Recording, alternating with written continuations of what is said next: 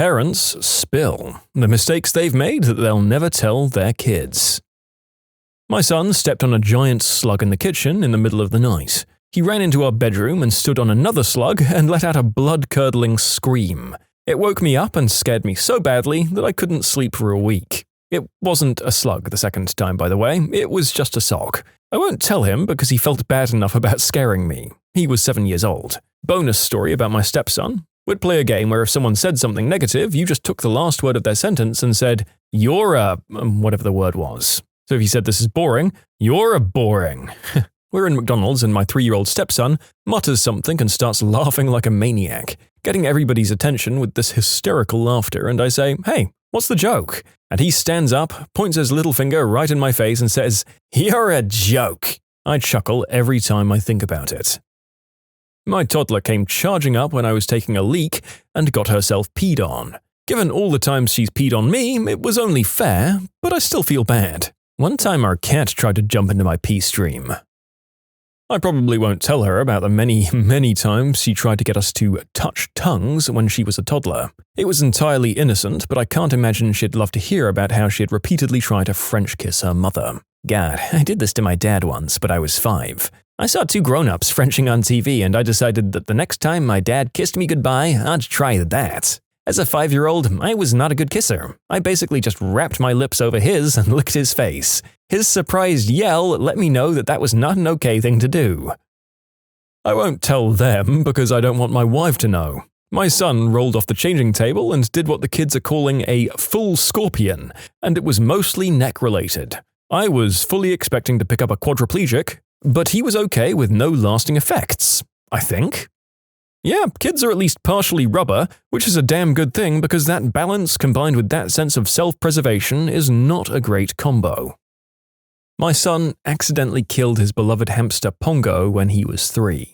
I woke up one morning and he was sitting on the couch really sad and quiet. I asked him what was wrong and he said that Pongo was sick. I looked in the cage and the thing looked totally wet and gross. It was clearly dead and I thought it had a disease or something, so I wrapped it in a tea towel and put it in a cell phone box before I chucked it into the dumpster behind our apartment. The hamster was old, so I didn't really think anything of it, really. It wasn't until bedtime that night that my son confessed to me that since Pongo looked sick, he decided to bathe him to make him feel better. Ugh. He's 17 now and not a serial killer or anything that I know of, and he loves his pets more than people, so I'll take poor Pongo's demise to my grave with me. When we brought our first child home from the hospital, my bowels sprung a surprise attack on me and I crapped my pants running into the house. I was supposed to grab the video camera and film my wife bringing our new baby into the house for the first time, but that was delayed because I had some quick cleaning to do. By the time I changed and grabbed the camera, the footage I'd captured was my annoyed wife carrying in a screaming newborn, asking why I took so long, and then noticing the god-awful smell stubbornly lingering in the kitchen. There was an incident, I said. I'll not let my kids view that video, but my wife told them what happened, and I still refuse to admit that I literally crapped myself in what should have been one of the most memorable moments of a man's life. When my daughter was 2, I fell down the stairs while carrying her on my hip. She didn't make a peep, so I thought she was fine until I laid her down to change her diaper, took off her sleeper, and saw that halfway down her shin, her leg was bent at a 45-degree angle. I rushed her to the emergency, and they had to give her surgery to straighten out and set her leg. Worst day of my life. I've never felt so low. She knows about it, but I sure as heck don't bring it up. In short, I broke my daughter's leg when she was 2. When my middle son was about 2 years old, he'd climb in bed with us in the middle of the night once in a while, like most kids do. He wouldn't get between us or anything though, he'd do his best not to wake us up and usually just ended up at the foot of the bed. Our cat had a similar habit where he'd jump up and sleep at the foot of the bed. But he'd attack your feet if you moved, so we got used to shoving the cat off the bed in our sleep if he was being a jerk. I'm sure you can see where this is going. One time, my wife shoves what she thought was the cat onto the floor, but instead of the sound of a 15-pound cat landing lightly on its feet, it was the sound of 30 pounds of dead weight thudding on the floor. The unmistakable sound of a person hitting the ground woke both of us up, and we immediately realized what had happened. Our son was fine, but that sparked a 20-minute discussion about what happens if you get knocked out in your sleep. Do you wake up and then go out, or do you just stay out? Either way, he wasn't concussed or anything, he's just a heavy sleeper. We put him back to bed and never told him about that. My daughter found the cat litter box as a toddler and, well, she ate a Tootsie Roll. I mean, your first mistake was putting candy in the box that your cat craps in. I'll have you know I've made tons of mistakes before I got to that one. I was feeding our oldest son. He was 5 or 6 months old at the time. I sat in the portable high chair in the middle of our large dining room table and I locked him in it. I literally turned for 2 seconds to toss the baby food containers in the trash before unlocking him when I heard a horrifying crash and him screaming. He was laying in the floor in a position where I was sure his hip or something was broken. I picked him up and he immediately stopped crying and was back to his normal self. He had a knot on his head, and since it was a pretty high fall and he was so young, I called the nurse's line to ask what to look for as far as concussions or if I should bring him in. Their response was to take him to the ER immediately because he could have fractured his skull. He was fine, no concussion, no anything. I was mortified to have to tell the ER he fell off a table and was fully expecting DHR to come rolling in. I still don't understand how he managed to flip the seat off the table. Lesson learned for sure, and it was a scary one. First thing I tell my new parents is don't ever say the words, "There's no way he or she could do X," because they can. I was at the beach with my kids. They were throwing stones into the sea. I threw a pebble, but somehow I managed to throw it kinda sideways. It hit my youngest in the head. It was a small pebble, so it didn't really hurt him. He screamed, "Mummy, you hit me on the head with a rock, how could you?" And I swore to him a seagull had dropped it on him. Every so often he'll bring it up, and I will never admit it was me. My uncle told me the story of my first word, long withheld from me by those who sired me. My parents were tossing me back and forth to each other, having fun. And, well, Mum missed. On the way down, I screamed, "No!" Not like a panicked, "No!" kind of thing. It was more of a very matter-of-fact, stern, "No." Like, "F you, Mum, get me now." Turns out, I'd crapped myself, being that babies can do that from time to time. I hit the ground on my rump, and the cloth diaper exploded. Poop everywhere. When I was about 8, my brother and I had a bunk bed in an L shape. One morning, he got violently ill, throwing up over the side of the bed onto me. Not waking me, but my parents came in and changed the bedsheets and my pajamas, all without waking me up. My neighbor told me about when her daughter's bird died. She had nothing else to bury it in other than an empty box for a marital aid, because she used to sell slumber parties. Okay, that last statement was very confusing to the narrator. Is Slumber Party a brand of adult toy that she sold door to door? Or was she selling them to overnight gatherings of teens? Because one of those things is unconventional but acceptable, the other is probably some sort of crime, or at least crime adjacent. What's more embarrassing is that I work with children as a professional. So, onto the story. One day I left my kid in the car. Accidentally. I was going through a bad divorce and we were low on food. Well, his daycare had called in, and I had to pick him up because he had a fever. It was a hot Texas summer, and I grabbed him and his brothers and I went to the food bank. They got out of the car on their own, and I was thinking about finally being able to cook a meal, and I saw the boys that I normally have, and I completely forgot about the extra one who was off from daycare. He was in the car for about half an hour before I realized. My blood turned cold, and I thought he was dead. I rushed to the car and I pulled him out. He was screaming, and you couldn't hear it outside of the vehicle. He was so warm, and I was so scared. I took him to the hospital and he was fine. But I wasn't. I'm still not. I thought I'd ended my kid, and everyone has always said that kids are in trouble when the routine is broken and they're forgotten. It happened to me. When I share this story, I hear about other parents who've done similarly. The parents that do it aren't bad parents. It's usually stressed and forgetful parents. That's the day I decided that unless the kid was left on purpose, we shouldn't charge parents with a crime. The loss of your child and knowing it was your fault is punishment enough. In short, I left my son in a hot car. He was okay, but I'll never forgive myself. I still cry over it. I'm crying writing this answer. I had my daughter in her car seat carrier. I was preparing to leave the house. I hadn't fully buckled her in yet. I set the carrier on the stove to gather a few things just before leaving. As I turned around, I see her leaning down to grab something from between her feet. The carrier had a curved backside, and as she leans forward, it rocked and pitched her from the top of the stove to the floor, face first, with the carrier following and clomping on top of her. To this day, I'm absolutely horrified thinking about it, and I will hold that against the person who suggested this question for probably 2 or 3 weeks. You can submit your own stories to be featured here on the channel. The story submission link is in the description below. Don't forget to subscribe to Am I the Genius? When my son was about 8 months old, we were living in Florida. It was January. Florida has huge palmetto bugs. You know, giant, flying, horrifying roaches. These hellspawn head indoors when the temperature drops. I should mention now that I have a pretty bad fear of them. We had been battling them for a few weeks and had gotten them mostly under control by thoroughly checking the dogs when they came in from outside and putting out a couple of motels around the house. It was about 11 o'clock at night and my husband and I were watching the video of the baby monitor, commenting on how sweet our son was when he slept. Just having one of those special parenting moments, you know? Then in a split second, there was a massive palmetto bug crawling all over his face. So my husband and I ran into the room and snatched the baby up so fast that he woke up screaming as my husband straight up started closed punch fisting the roach. I mean, it's funny as I type it, but I was holding my son and crying while all of this was going down. The little jerk kept trying to get at my kid even once I picked him up. Also, a palmetto bug will chase whatever has a heat register when they're poisoned. During the same week, I was feeding my son and one of those little pieces of crap came frantically rounding the corner of the other room into the living room, saw me and the kiddo, and took frickin' flight straight at us. So I grabbed my son and ran around the house as this thing chased us, screaming bloody murder while my baby ugly cried. Good times. So yeah, these are some things I won't be sharing with my son. Okay, update. Cockroaches. For frick's sake, I guess what I'm describing is an American cockroach, not a palmetto bug. My bad. I guess that's just what every Floridian I know calls them because it sounds less disgusting than cockroach, and now I know. My daughter loved to flip.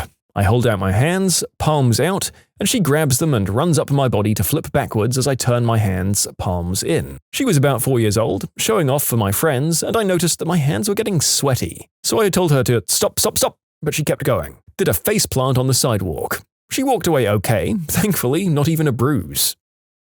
My mother put a hammer on top of the fence between our front and backyards while she was working in the yard.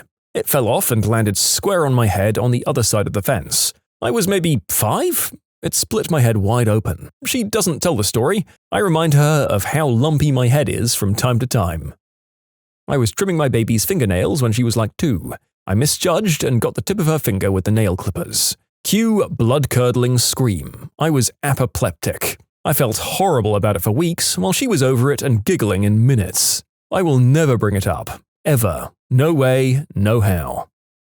My son used to love pushing things against his rear exit as a young toddler. I guess it's a normal stage of development to explore that area, but at least if he ever comes out as liking boys, I'll know that I had a heads up. I don't know the truth about that scar. Something is off. Child rather than parent. My parents divorced when I was 3. I knew as I got older that my father was an unmedicated bipolar and hadn't been his best self for a while. I also knew that he had several self-deletion attempts and cheated on my mum. Having bipolar myself, I forgave him for who he was at that time. I desperately wanted a relationship with him and I tried for years with no luck. After a rather tumultuous stage of life, culminating in me being hospitalized at my lowest mental point and cutting my father off for his behavior again, my mother told me that my dad told her that he could never love me when I was first born. He also did things like go over 100 miles per hour in the car with the family in there after I was born and hid in my playhouse with a knife when I was a toddler. Needless to say, we haven't spoken in 2 years, and he won't be meeting my son. For most of my life, until I was maybe 11, I thought that when I was a toddler, I'd escaped the house and tried to follow my sister to school, got scared from traffic and gone home. What actually happened was that a woman pulled over and grabbed me and put me in her car and, luckily for me, turned back down my street toward my house unknowingly. My mum had noticed I was gone and had gotten outside in just enough time to see the woman abduct me and head back towards her. My mum ran out onto the street and blocked off the car, wouldn't let her move, and called my entire extended family in the area and the police, who all showed up pretty quickly. Apparently, the woman refused to open her door and return me to my mother. My entire family was on the street screaming at the woman. She kept trying to feed me a bottle and apparently kept asking if I wanted to go home with her. Finally, the police forced her to open the car and give me back to my mother. I'm not sure what happened to that woman after that. Well, I damn well hope she had a conversation about legal guardianship and what doesn't constitute it. Thank frick she didn't just drive away and plow through you all. That's the kind of thing that traumatizes adults more than the kids in question. Most of them are clueless, resilient little weirdos, huh? That I almost wasn't his mum. I was 17 when I got pregnant. My father skipped town after he found out. By the time my parents found out, they pushed adoption on me hard. I didn't want to give him up at all, but my parents were very dead set on it, and I was afraid I wouldn't get any of their support if I decided to keep him. We met with adoption attorneys, met families, we even picked one. My heart still wasn't in it, but I was terrified. This was all happening by the time I was around 35 to 36 weeks. The average pregnancy is at 40. So a month or so went by and I gave birth. As I held him, I knew I couldn't live another second without him. It was instant connection. He felt mine, but I was still getting pressure from my parents. Eventually, during my hospital stay, my mum started coming around. She fell madly in love with him. My dad, however, tends to be fairly robotic in his emotions and was looking out for my best interests and was concerned about my quality of life being a young mum.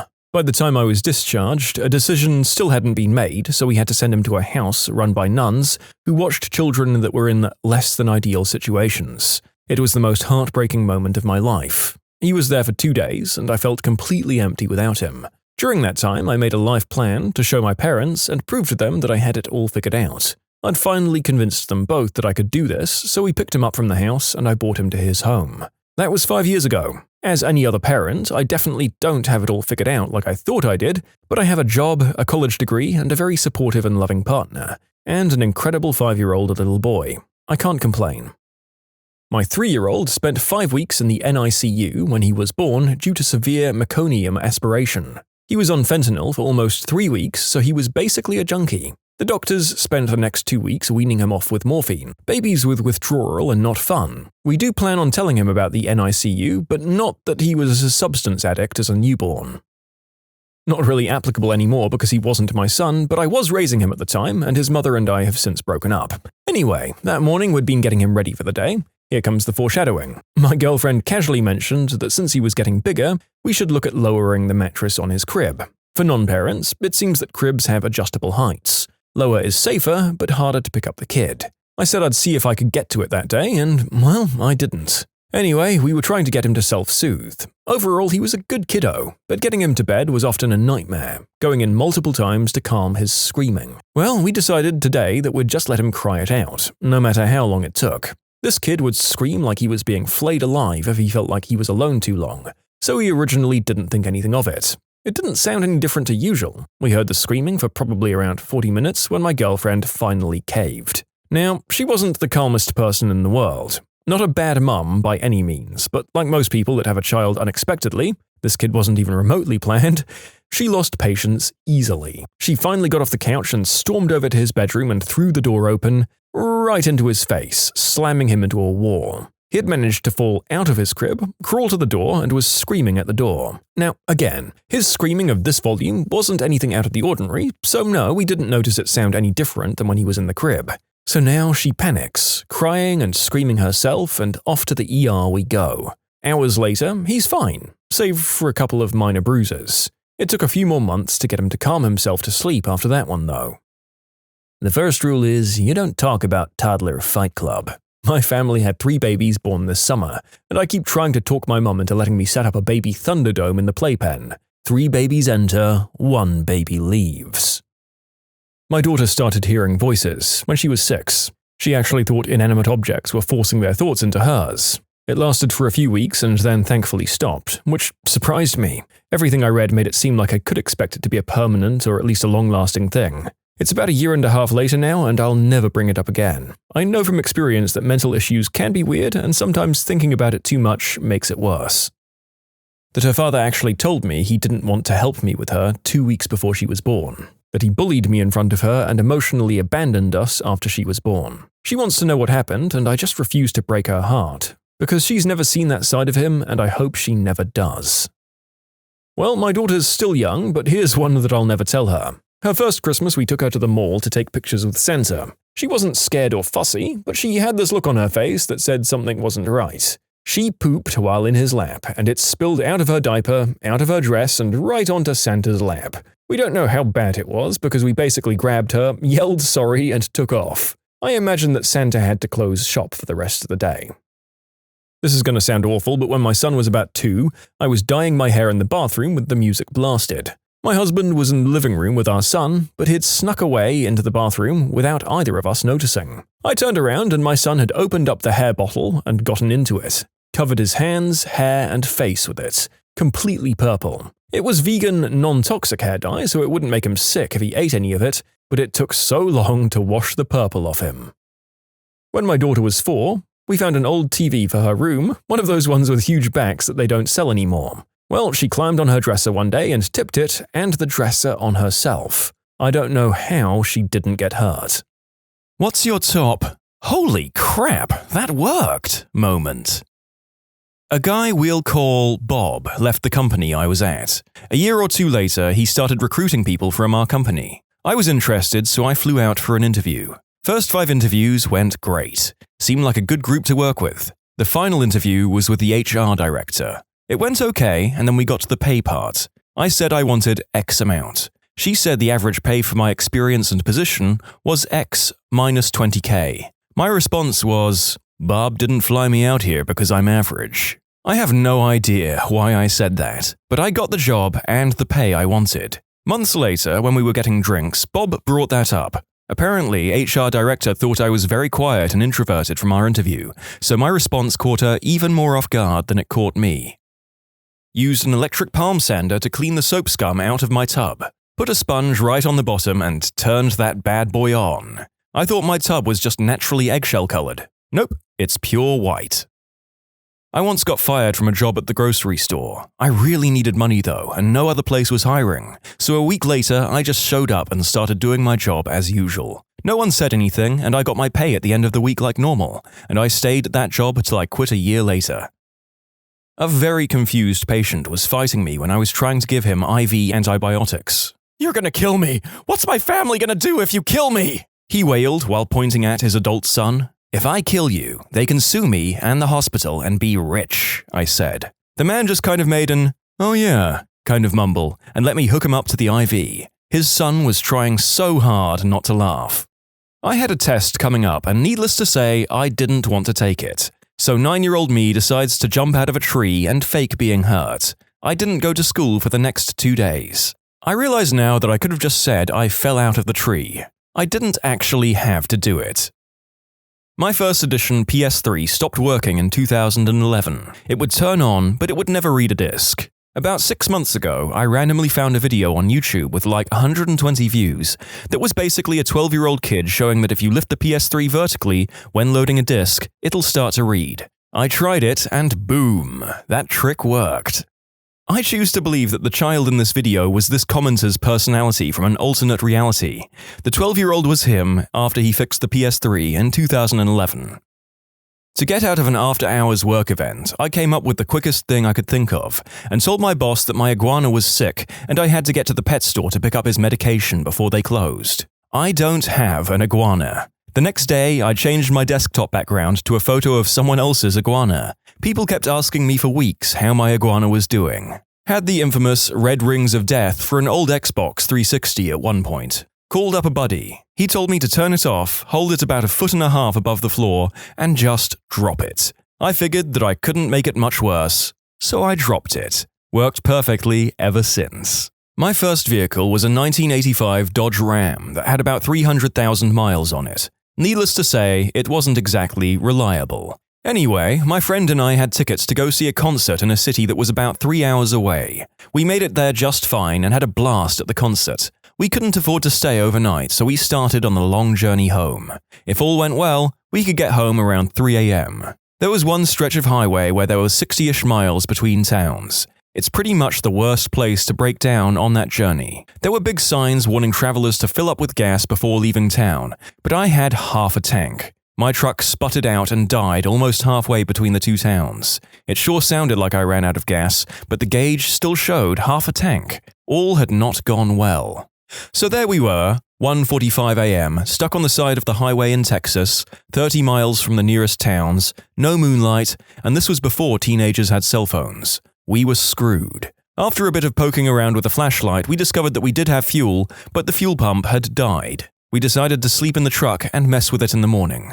The fuel pump was inside the engine instead of in the fuel tank, like a modern vehicle. It was powered by the engine instead of an electric motor. Essentially, the fuel pump would constantly pump gasoline when the engine was running, and gas would always be available for the carburetor float valve. The extra pumped gas would just go back into the gas tank. I was just drifting off to sleep when I got an idea. I worked for almost an hour in the pitch dark. I used the same extra hose from an agricultural fertilizer, a drink straw, screw clamps, and duct tape to rig the windshield fluid pump to pump fuel from the fuel line into the carburetor float line. I got in my truck, hit the windshield fluid lever, and the truck started right up. It took a bit of trial and error, but I was able to get the timing down where I knew how often to hit the lever to keep the truck running. We made it back home just after 4:30 a.m. My dad wasn't immediately amused with my handiwork, but he told all of his friends how clever his son was, so I guess it passed the dad test.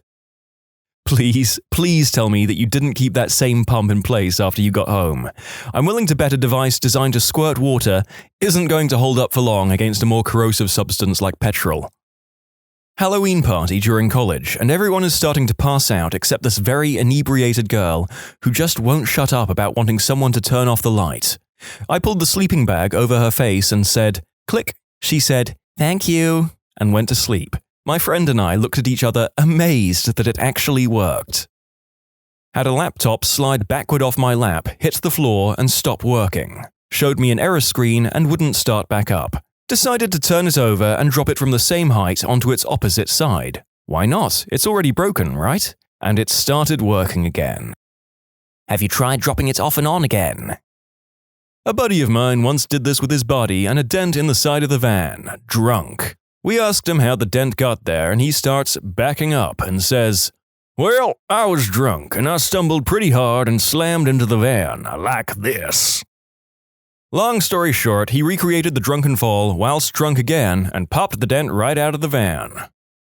As a hardware computer technician, I'm frickin' baffled. This is the kind of fail story we hear way too often. It got dropped twice. How did it get dropped twice? Well, I decided to turn it over and drop it from the same height onto its opposite side, hoping it would fix it. Palm through face. On the flip side, as the great Cade Six once said, everyone loves a bad idea when it works. I work on costumes in theaters in New York City. About 2 years ago, I was sitting in the front row of a show, and a button popped off one of the costumes. The next day, I took it back to the stage door with my resume, and a little note that said, "This came off one of the costumes yesterday, and I thought you might want it back. And while I have your attention, here is my resume." And that is the story of how I got my first job on a Broadway show. One time, a bird got caught in our chimney, and while me and my roommate discussed how to get it out, he suggested we stick our hand up there, and the bird will just land on our finger. I laughed at him and said it would never work. Within 30 seconds, he was walking to the door with a bird perched on his pointer finger. "Hi, narrator here. Is your flatmate Bernie Sanders or Snow White?" I was hiking with a friend, and a mountain lion/cougar/puma crossed our path about 30 yards ahead of us. My friend turned around and went, "Oh crap," and began to run, at which point the cat started running straight at me. I put my hands up in the air and yelled, "Blah!" and it stopped to a skid and ran in the other direction. I have a Verizon Center staff lanyard that a buddy gave to me from some concert 10 or 12 years ago. It literally says nothing but Verizon Center and staff. White letters on a black background, and then has a small barcode and some illegible gibberish on the other side. It could be entirely fake, as I've never seen anyone else use one like it. So far, 3 free concerts and 1 free NBA game. Half afraid to keep using it, especially since the arena changed its name. I can't get anyone else in with it, so while I can literally go anywhere, I have to do it alone, which is much less fun. I once showed up 8 hours late for work. My company was trying out this crazy 3-shift schedule and would change every day, but there was no order to the scheme. If you didn't check what the manager put out that day, no one knew when they should be at work the next day. So after a hard shift, I forgot to check that bad boy. And when I came in the next day expecting to arrive at the shift change, everyone was at their desks working away. Someone sees me and asks, "Hey, did you get moved to this shift?" I picked up a clipboard and said, "No, just here to, inspect." I spent about 10 minutes walking around the office just nodding or scribbling notes before I went home. Not only did I not work that day, one of the managers thought it was awesome that someone was checking up on projects. In college, I had one class where the professor was very disorganized. He was always losing crap and forgetting to grade stuff. It was a small class, so there were only 7 of us, and we decided to do an experiment. On the day of exam, we asked him if he had graded the exam already. and being the disorganized mess that he was, he said yes. So that day, we never took the exam, and a few weeks later, everyone received a 100. His explanation was that he couldn't find the exam papers, but was sure everyone studied hard and did a good job. By the way, we didn't scheme to get out of an exam, and as far as I know, everyone studied. We just thought to do it for laughs, but it ended up working out well. The time I avoided getting in trouble by being really boring. About 6 years ago, I was at my ex-girlfriend's house on a Sunday. Behind her house was a service center for city vehicles. So, since it was a government building, it was closed on Sundays. Behind the main building was a trail that you can walk down for a couple of minutes and get into a subdivision. So me and my ex decided to drive down the head of the trail behind the building and try out the mini bong I had recently purchased. So we pull up and I take the bong out, and I am holding it out the window, pouring a bit of water into it when I look in the mirror. There is a frickin' cop car 15 feet behind me flying up, and here I am dangling a bong out the window in front of them. I bring the bong back in and throw it under my seat and push a sweater on top of it. The cop car has now pulled up right behind me, and 2 cops are dashing up to the side of the car. "What's going on? You can't be back here. It's trespassing," said the cop on my side of the car. "Oh, hey officer, we were just, going geocaching." "What's that now?" "Geocaching, sir. Here, look." And I take my hiking GPS out of the dash and show it to him. I then go on a 10-minute long spiel about geocaching, and what's it all about, and I am super dry about the whole thing. My speech ends, and I'm looking at him and he just says, okay then, well, have a nice day." Should I leave, sir? You said this was trespassing, after all." Don't worry about it." And both cops get in the car and left. No idea how that worked. It's good to know that if I ever get into trouble with the law, I might be able to get out of it this way. I'll just describe my editing process for this job. Some other comments to this post read, "The police fled for fear of being bored to death. Jeez, trespass or whatever, I don't care. Nerds." Moved offices at work, tried admin/password on the new router login page. Who has 2 thumbs and higher bandwidth? This guy. In our dorms, the PCs in the rooms had throttled internet, but in the shared labs, they didn't. They told us this was only during certain evening times, but it was patently obvious it was round the clock. I went into the lab, got the Mac from one of the lab PCs, and gave it my Mac. I was on the lab subnet from then on and had much faster internet. I did this for a few friends and told some others about it. Applied for a job at a French fry factory. The online application asked, "What makes you want to work for us?" I simply put, "Potatoes are my favorite food." HR lady and engineering manager loved it. Been working there 10 months now. My friend applied to Bed Bath & Beyond. During the interview, they asked why she wanted to work there. Her response was, "I grasp the concept of beds and baths. It's the beyond that I'm most interested in." She was not hired. Anytime I brought a girl home from the bar in college, because my go-to move was just look around till a girl made eye contact and then nod. Whenever it worked, I was pretty amazed at the results with such a lack of effort. To clarify, it's a nod up, like you're saying, "Hey, what's up?" Also, it works well for any attractiveness, because it helps you understand what level or type of girls are into you, and you avoid the awkwardness of just trying to hit on random girls that may have no interest in you. Good luck to everyone trying to meet someone at a bar. It works surprisingly well. I got my current girlfriend by making eye contact with her across the room and pointing finger guns at her. Didn't know her at all. I'd also like to bring up that she loves my terrible puns, and that's actually how I sealed the deal the next day. Never stop following your dreams. In high school, I told a girl who was way out of my league, "So you should give me your number." She asked, "Why would I do that?" I said, "Because if I just dial randomly, it'll take forever to call you." Waited to be shot down, but she laughed and gave it to me. We were together for 7 years. My son was living nearby and had locked himself out of his room. He called me for help. During my many assignments in the military, I was once stationed with a guy who was also a locksmith, incessantly told me about locks, lockpicks, tumblers, etc. So I showed up at my son's apartment, armed with a basic knowledge about how locks work and 2 paper clips. I half straightened them out, used one to flick the tumblers and the other to pull at the bottom of the lock to turn it. 2 minutes later, I was in. My son says, "Holy crap, you did it!" Got serious dad points for that one. I went to New York City for Fashion Week with the boutique I was working for. After the fashion show we attended, everyone wanted to go out clubbing. Me, being young and new, I didn't want to be the buzzkill. So I went with them even though I was only 18. Arriving at the first club, we were allowed to skip the line because we knew people, and we get to the bouncer. He's going one by one, checking everyone's IDs, and I'm sweating bullets. When he got to me, we just looked at each other. He goes, "ID." And I freeze, and for some reason I said, "Man, I already showed you mine." Until this day, I don't know if he was being nice or just didn't want to look stupid, but he let me in. Needless to say, I got hammered off $18 mixed drinks because F it, right?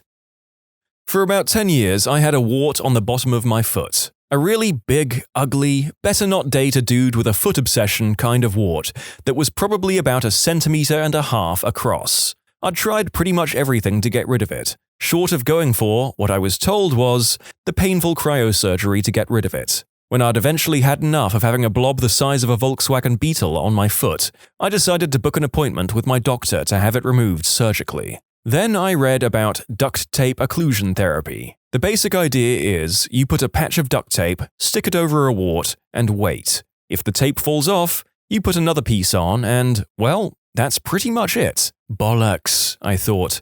There's no way that'll do anything. But duct tape is cheap and I'm strongly averse to pain, so I figured, why not give it a try? A couple of weeks later, no verruca. It very much enjoys the pro-science, anti-alternative medicine side of me, but whether it's placebo or not, I can't deny that it worked. So now you can date dudes with a foot obsession. So this thread led me on a merry chase through the internet to check out duct tape occlusion theory and… And here I've been burning off mine with apple cider vinegar like an idiot. Rewind to my junior year of college, and everyone's packed into a living room and boozing heavily in preparation for Super Bowl 49. Literally 10 minutes before kickoff, a half-filled cup of milk gets spilled on top of the cable box, and the picture instantly cuts out. Insanity ensues. One quick-thinking individual, not me, decides to call the cable company and gets through to a customer service rep, and we explain the problem. She just says, "Oh, not a problem, sir. Just let me reset your cable box remotely from here." Within 30 seconds, the pregame turned right back on, and we didn't even miss kickoff. This witch remotely evaporated milk from a cable box. Why was there milk on the cable box if y'all were heavily boozing?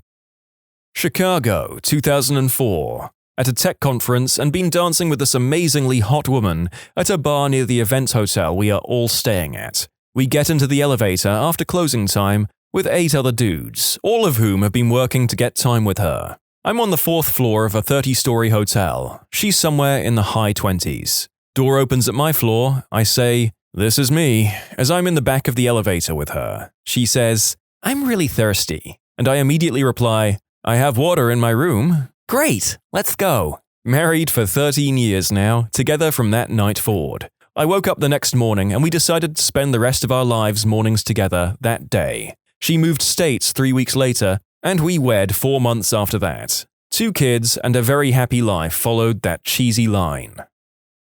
We have this maths course that's necessary for my major at school. I loathe math and might actually be a little number dyslexic. Dyscalculia for those interested. For this reason, I didn't take the course too seriously, and then, when I had to get my butt into gear, could not understand the end of the course material whatsoever. Fast forward to finals time, and I needed greater than 88% on the exam in this class to pass, and it wasn't going to happen, so I decided to study for my other exams and just retake the course. I decided to at least go to the exam and bullcrap it using Excel. Test was in a proctored lab and Excel was an allowed tool, as well as my limited math knowledge and whatever test-taking skills I had. Guessed on a majority of the questions, muttered the old YOLO, and hit submit. Frickin' 89%. Literally guessed my way to passing a class. May not be the grandest achievement, but I've never had pure laziness and apathy work out like that before. Just goes to show you kids, hard work is for the birds. Not me, but Buzz Aldrin repaired a jammed switch using a ball pen. On the moon. On a switch critical for their takeoff. Not me? Oh, really? I'm not buying it. I think he needs to prove that he isn't in fact Buzz Aldrin.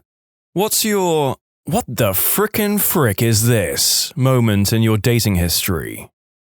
So I've known this guy for almost a year now. Not really good friends or anything, more casual acquaintances. We have a bunch of common friends and see each other from time to time, parties, etc. A couple of months ago, he started messaging me, first on Facebook, then by text. He got my number from a friend of mine, he didn't ask me for it. And most of the time, I responded just to be polite. He's nice enough, but not really my type. So when we started dropping hints about meeting up, I just turned him down and said I'm busy or would just catch up next time there's a gathering with our friends. That sort of thing. Fast forward to last week and he asked me out again, which, if I recall correctly, is the 6th time in the past 2 months. I finally decided to at least give him a chance, cause hey, what could go wrong anyway? And who knows what I'm missing and all that jazz. Worst case scenario, it would be awkward, but we've talked more than a few times, so I was thinking it can't be that bad, and we could actually have a pleasant time. Date night comes, and we meet up in the city after work. We have dinner, nice, cutesy Japanese place, conversation was okay. I was certain at this point that it's really not going to take off, he really isn't my type, but I was having a pleasant enough time and he was a total gentleman and not bad to talk to. The bill comes, and I was going to suggest a quick coffee before heading home. However, he said that there's something he had made an appointment for us for, and we need to rush off and make it in time. I was a bit intrigued and excited. Was it a movie or a show? A play? As he knows I'm into theater. So we hurry off and he took me to a high-end luxury mall with an attached wing for offices. We went up, wait, this is an office lobby. What the? It was a frickin' weight loss center. So he explains that he's part of this company, he works for them part-time basis as a distributor, and he wanted to introduce me to their products, which would revolutionize my lifestyle and make me the healthiest I've been in my entire life. For your information, I'm 5'5" and 135 pounds. I was totally stunned at this point, so I was just nodding like an idiot the whole time we were walking inside. He then left me with his smarmy teammates, who proceeded to give me an orientation about their company and a run-through of their health supplements. When he got to the part where the weight loss products are, the smarmiest one said, "Ooh, now this is what you've been waiting for. I've saved the best for last." I just sat through it because I knew that if I started to say something, I was definitely going to burst and make a spectacle of myself. There was a seminar ongoing and we were at a little table to the side. After I flat out said that I'm not interested in any of the products and frankly don't believe that I need health supplements, I eat well and exercise regularly, they started on the second phase, introducing me to the business aspect of it. Basically, it was a networking model of business where you not only sell the products, you also recruit people to sell them, and they would be under your team, and you get a commission for every sale they make. They rhapsodized about the wonders of the product, how easy it is to sell, and how much money I could be making, because they could tell I have the right kind of personality and network for it. Registration was only $1,000, and it was consumable in products, which I could either use or sell to get my registration money back immediately. I wish I could say I flipped the effing table and screamed at them to F themselves with their health supplements and hope they overdose on their products. But no, right after the talk, I just said I should head home since it was getting a bit late. The guy actually messaged me to say that he had a good time and he hopes to see me again, and that I would consider their products and the business opportunity. I called up some friends and went out for drinks because F your health supplements, that's why.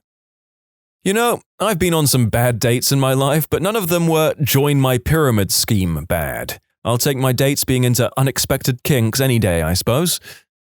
When I was a teenager, I worked at a retail store in the mall, and a guy who worked a few stores down would always come in and talk to me. He was super sweet and genuine and would randomly take me to lunch or bring me coffee and the like. It was just nice to have someone to talk to and who seemed genuinely interested in me and what I had to say. He asked me on a date a few times, and I always declined. I don't like the idea of dating someone who I work with or work next to, just in case it goes sour. After a month or two, I finally agreed to go on a date with him, because good guys are hard to find. I couldn't just let him pass by. He picks me up at my house, and on our way to dinner, we get into a car accident. The driver's side was T-boned pretty badly, and we ended up having to go to the hospital where he contacted his roommate, who then contacted my date's girlfriend.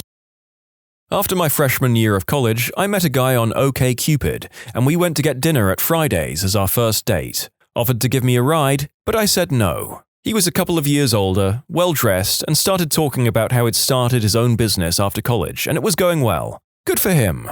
Bragging a bit, but hey, that's an accomplishment. So after we order, he says, "Let's play a game. We'll each take out our wallets and compare what's in them." Wasn't a joke, literally just started showing me his credit cards and bragging about the high limits, ending with a, "Clearly, you can't afford to pay for this dinner, but don't worry, I could cover you." I was annoyed and protested, but he wouldn't take no for an answer. So as we leave, he says he wants to show me his car. Unfortunately, it was before mine in the lot, so I had to walk by. It was a white, windowless serial killer van. He begged me to bang him in it, right there in the Fridays parking lot. I was pretty glad I drove separately. A guy I met 3 days previously offered to pick me up and hang out. I was cool with that, but he ended up dragging me around on errands. We went to his dentist appointment, and then when I said I wanted to leave, he said he'd give me a ride home, but only in exchange for oral fun times. I was pretty scared about dating after that. And no, I did not take him up on his offer. I got out right there and walked to a bus stop. I went on a date with a guy that I met online. He told me to dress nice and that he was going to take me out for dinner. He took me to Subway, ordered a foot-long teriyaki chicken sub, looked at me and said, "I hope you like teriyaki chicken." We shared the sub in his car. Safe to say, there was no second date. Narrator here, so you're telling me my main dating strategy is wrong? Went to pick up a girl at her house after meeting on a dating website. She seemed significantly larger than her photo, but only in the lower abdominal region. This is when I realized that she had failed to mention that she was pregnant. Guy I worked with kept asking me out. I continuously said no. After about a year, I started to feel bad for the guy and said yes to a date. He asked me to lunch, so I figured it could be a quick, easy date. He picked me up and took me to Wendy's, where he made me order off the dollar menu, and I could only get 2 things. After this very quiet lunch where he hunkered over his chicken nuggets like I would steal them, he said he needed to stop at Walmart. We go in and he heads to the lotion section. Strange, but whatevs. He then grabs 2 scented lotions and asks which one I like better. Being nice, I pick one, and he responds with, "Great, I'll use this for your massage." Luckily, I had to work in 2 hours and told him the massage would have to wait. I spent 3 months trying to avoid him until he quit. Well, I had this major crush on this girl. She was gothish, which isn't my thing normally, but this woman was extremely intelligent and cool. So the first date is good, we have a good time, we're both drunk, and we go back to my place. Mind you, she's very open with her sexuality, so things get hot and heavy. Right when the action is going to start, she says, "I don't actually want to do this." Imagine a semi-truck slamming on its brakes. "Okay," I say, "that's fine. We just sleep off our drink." This exact same thing happens a second time, and I'm starting to get annoyed, only because it's painfully obvious that our mutual actions during the date are leading to adult fun times. Finally, it happens a third time, and I decide I'm over this girl. About a year later, I find out from her friend that she was hoping I would act out an unspeakable act. She wants me to be like, "Screw that, we're doing this." I pointed out that this would in fact constitute an actual unspeakable act, not acting one out. I then found out she had herpes, so in the end, me for the win. On my first date with a guy off an internet dating site, he took us to the Scientology Museum in London. I thought, original, easy to find things to talk about, laugh at the craziness of this, it could be fun. He then proceeds to read every single piece of writing on every single exhibit, ask the attendant very probing questions about how one goes about joining Scientology, etc., etc., and sounding slightly too interested to just be intrigued about religion. Also, he was visibly sweating. Once we were done there, we went for a glass of wine, and he told me he used to shoot heroin. I was out of there like a shot.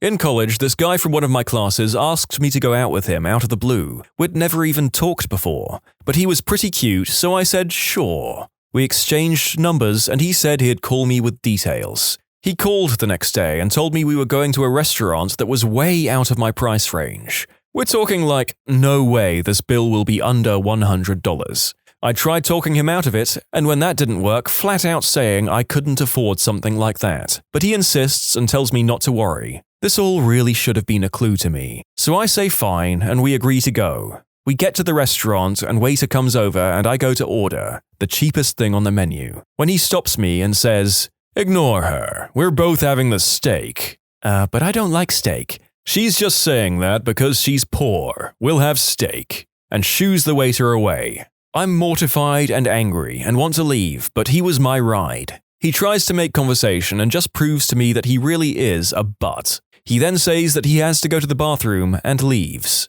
I'm sitting there for a good 10 minutes before he texts me, "Ha ha ha, I got the squirts from drinking last night, don't eat without me." And that was the last straw. I call the waiter over, pay for my meal, and go to the Starbucks down the street to call my friend to pick me up. In summary, guy was trying to impress me and was the world's biggest butt. Just to clear some things up, I paid for just my meal, not his, and I'm well aware I didn't owe him anything. I just wanted to make a clean break from this guy.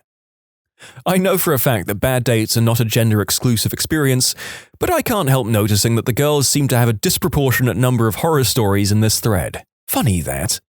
I went on a few dates with a guy in college. At first I was excited because I found him attractive and he said yes to a dinner date. Turns out even attractive people can be a bag of crazy. First we go out to an Italian restaurant. He orders spaghetti with regular sauce, no meatballs. Out of curiosity, I ask if he's tried anything else on the menu he could recommend. "Nope, I only ever order spaghetti." Food comes and he proceeds to lean over his plate, shovel the spaghetti in his mouth and use his lips to cut the rest back on his plate. I'm no snob. I've eaten spaghetti like that before. Just never in public. He says it's the right way to eat it. He asks if I'd like to go see a movie. I'm not feeling the vibe, so I decline, make up some project I need to finish. He tells me he loves the movies, wishes he could just live in one all the time. Alright, well, thanks for the date. A week later, he asks me out again. I decide to give him another shot. Maybe I was being overly judgmental or petty. We agree to go out for a pizza and see a movie. I pick him up at his house and we go to Pizza Hut at his insistence. "Best pizza on the planet," he tells me about 3 times on the way there. We get there and he orders a personal pan for himself. That was a first. Okay, he didn't want to share the bill maybe. I order one for myself and just let it go. Again, worrying maybe I'm being judgy. Bill comes and he pays, so now I'm really confused, but whatever. I'm not going to call him out, not worth it. Movie ended up being back at his house where, surprise, he lives with his parents. His dad asks me what I'm in school for, and when I tell him, he lectures me that I should go to school for teaching, since that's what he does. Okay, nice meeting you. We never did watch the movie, spent the rest of the evening with him showing me all his WWF wrestling memorabilia and bossing his mother around Cartman style. His life goal was to get his old job at Blockbuster back, since it was the most fun he'd ever have. His favorite way to spend Christmas was when his mum let him open everything the night before, so he could spend the day at the movies, avoiding all the relatives that come over for Christmas dinner. He hated everything his mother cooked, and counted off to me the only 10 foods he would ever eat, hated everything else, and didn't even need to try it. Did I mention he was 27 years old? A few days later, he invites me out to coffee, and I agree so I can tell him I won't be going on any more dates with him. He was nice enough, and even though he was an oddball, we never got each other to laugh. All our conversations were dry, no shared interests, and he didn't have the same values on the importance of family, so this wasn't going to work. We meet up and he orders a meal while I get my coffee. I tell him that I enjoyed our dates, but I won't be seeing him again. He yells, "So you're breaking up with me?" No, we're not anything official. "I can't believe you're dumping me!" And he storms out, leaving his food behind half-eaten. I sit there for a few minutes kind of stunned, slightly amused, but okay, life goes on. A few weeks go by and now it's the holidays. I run into him again and this time we do hit it off. He seems to laugh easier, tells a good joke, etc. He asks what I'm doing for New Year's and I invite him to the party I was going to. I figure, hey, maybe we can at least be friends. I tell him about the other girls that will be there and he seems to get the hint that we aren't going as a couple. We get to the party and he loudly declares that he doesn't drink. That's fine, no one reacts, no biggie. He sits in the corner refusing to acknowledge anyone. He seems upset for some reason, so I ask him what's wrong. He's upset because the movie trivia we were playing earlier had a mistake in it. Alright, we'll get the info off the box and write to them. He seems to cheer up after this. Later, he sneaks into the kitchen and begins to prepare himself a mixed drink by pouring a little of everything into a glass. He doesn't notice me, and he's talking to himself going, "Yeah, a little of this, ooh, maybe some of that," and he takes a sip of his rum, cranberry, Malibu, Dr. Pepper, orange juice, mint schnapps with a splash of tap water, and pours the rest down the drain. I don't think he wanted to admit that he didn't know how alcohol worked. On the drive home the next morning, he pretended to have a hangover and didn't talk much. I'm driving and the roads are icy, so I'm not minding the silence. About 30 minutes left in the trip, and he asks me what I want to do with my college degree. I tell him my plans and stuff I'm excited to do. He then says, "I don't see the point of you wasting your time getting a degree. You'll just be spending the rest of your life raising my children and cooking me meals that I like." It took all I had not to dump him off right there on the freeway. He continues to say demeaning nonsense about our future, how he'll convince me to drop out of college, how pointless it is for all women to get degrees, blah, blah, blah. My ears begin ringing with rage. I've never had someone say anything so outrightly unsupportive or sexist like that to my face. I knew he had some strange social issues, maybe some anxiety about trying new things, but this was too much. I calmly told him I was not going to be told my lot in life is to raise his babies on his part-time Blockbuster paycheck. I didn't say another word to him, just dropped him off at his car and drove off. I did learn never to feel obligated to put up with someone's bullcrap. I kept giving him chances when I shouldn't have. But in the end, I think I needed to learn that lesson. Now I'm really careful about not leading men on, especially if they have poor social skills. There's been a few, but the absolute worst was the woman who turned up to the pub with literally no money, expecting me to buy her drinks and dinner. I wouldn't have minded if she had told me beforehand, but this was completely out of the blue. So anyway, we sat there making awkward conversation, or at least I tried to start a conversation, told her about my life, asked her questions. She was too busy texting and phoning her friends to really take notice. So eventually we did get talking, then out of nowhere she told me that she killed her dog. Not accidentally either. I just upped and left and avoided all contact. That was 2 years ago. The Irish goodbye, effective for parties, conversations with your racist grandparents, and antisocial dates who have killed and, for all we know, eaten their dogs. There are some worthwhile theories about this lady in the comments. She just wanted a free meal but didn't want a date. Jenny, how do I get out of this date? Tell him you killed your dog, lol. With dating, you have to avoid people who are just hungry. I had just gotten into college and was single, so I couldn't wait to meet some girls there. I sat next to a really cool girl in German class, very outdoorsy, went camping a lot, which is awesome. I do too. On the last night of a project we were working on together, I gathered the nerve to ask her out and she quickly said, "Sure." I picked her up the next night, and we go to dinner. Everything is going great, had some good small talk, laughed quite a bit. Then the food arrives. She immediately pulls out a Bible from her purse and says we should recite a passage before eating. I'm an atheist, but I don't really mind if a person is religious. I refuse to judge anyone on that basis alone. So we recite a verse, thank the Lord for our meal, etc. As soon as I start eating, the first question she asks is, "Have you found a good church around here? I've been to a couple, but I don't really like them." I froze like a deer in the headlights. I've never been to church in my entire life, so I have no clue as to what she would think is a good church. After contemplating what to say for a second, I decide to just tell her I'm an atheist. I mean, heck, I don't care that she's religious and said a Bible verse or prayer before the meal, so maybe she won't care that I'm an atheist, right? Not even close. She gives me this weird, evil, astonished look, immediately grabs her Bible, flips through it for a second and starts quoting a passage about sinners going to hell. I knew I should have gotten up and left right away, but I have an entire steak I just paid $25 for sitting in front of me. I hurry up and down the steak, potatoes, and vegetables in about 10 minutes.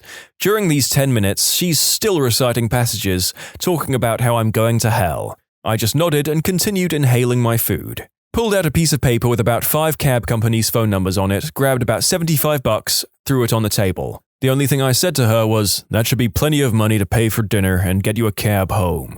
The next day, she texted me and sort of apologized. By sort of, I mean the text read something like, "I didn't mean to offend you, but you need to recant your sins or spend eternity in hell." Next day, I'm off to German class, wondering what may happen when I see her. Oddly enough, she wasn't there. Next day comes and not there again. I asked the professor if she had received word as to why she hadn't shown up. and the teacher told me that she had dropped the class the day before. That was a relief. Now fast forward 4 years and I'm a senior at a random bar near campus. And guess who is there drunk out of her mind? Yep, it's the good old religious girl. I try to stay away from her, but she spots me, runs up to me and hugs me, which I find very strange. I don't hold grudges, so I hug her back. She buys me a drink I didn't ask for, but I accept because I'm fairly broke. She damn near demands I drink it with her, so whatever, I'll do it. I try to be a nice guy from time to time. Not more than 10 minutes later, she says, "We should go back to my place and hang out," while rubbing her hand up my thigh. I turn around, point to my girlfriend and say, "See her? That's my girlfriend, and she has never cared that I'm an atheist. Thanks for the drink." Walked away and never saw her again. In summary, religious girl claims I'm going to hell for being an atheist on our first date. 4 years later, she's drunk at a bar trying to take me home with her for adult fun times. What was the biggest plot twist that happened in your life? My mom and I haven't really had a relationship for the past 5 years, for a lot of reasons. A couple of huge parts of that being my having left the religion that I was raised in and her having severe bipolar disorder that made her nearly impossible to deal with, which she refused to maintain treatment for. We have only spoken once in the last 5 years and it was awful. It was about a year and a half ago. I drove down to California to visit her, 450 miles from me, and tried to patch things up. It ended up in a huge blowout fight and generally went as poorly as it possibly could. We never spoke again. One morning in May this year, my dad showed up at my door randomly. He and my mom had been divorced for many years and said we needed to talk. The apartment building my mom was living in had been set on fire and she didn't make it out. I still can't believe how hard it hit me. It changed me, maybe forever. The worst part was about 3 weeks ago when I was trying to remember the password to an old PayPal account. I had to have it reset and it was sent to an old email address that I haven't used in years. When I logged in, I found an email from her, sent just shortly before she died, apologizing and trying to reconnect and make amends. We had been out of contact for so long it was the last email address she had for me, but since I hadn't been using it for years, I didn't get her message until months after her death. That is exceedingly tragic, and I just feel like even if you don't see eye to eye, you need to have some method of communication and keep each other up to date on how to get to each other, at least if there is some kind of emergency in your lives. Wife was pregnant with our third and last planned child. We ended up in ER. She was miscarrying. The nurse cried because the fetus was not viable, so there was nothing to be done. It was horrible. One of the first times I felt completely helpless as an adult. Well, turns out the miscarry was actually her body making room for twins. The girls are now 5. Went from losing 1 to gaining 2. I apologize for poor phrasing. I typed it late on mobile. Let me clear up some things. The couple previous ultrasounds only showed a single baby. There was only a single heartbeat. The miscarry symptoms, horrible cramping, pressure, blood loss, was her body preparing for twins. We did not lose a baby. We were told we were losing it by doctors and had accepted that. The position of fetus B was in a dangerous location that would make overall development and C-section very dangerous. We were told the second time that we'd more than likely lose a baby. My wife Grace was put on respite and went on to carry the twins to full term. The unlikely twin is named Grace. Smiley face. That certainly started off rocky, but turned out all right in the end, thank goodness.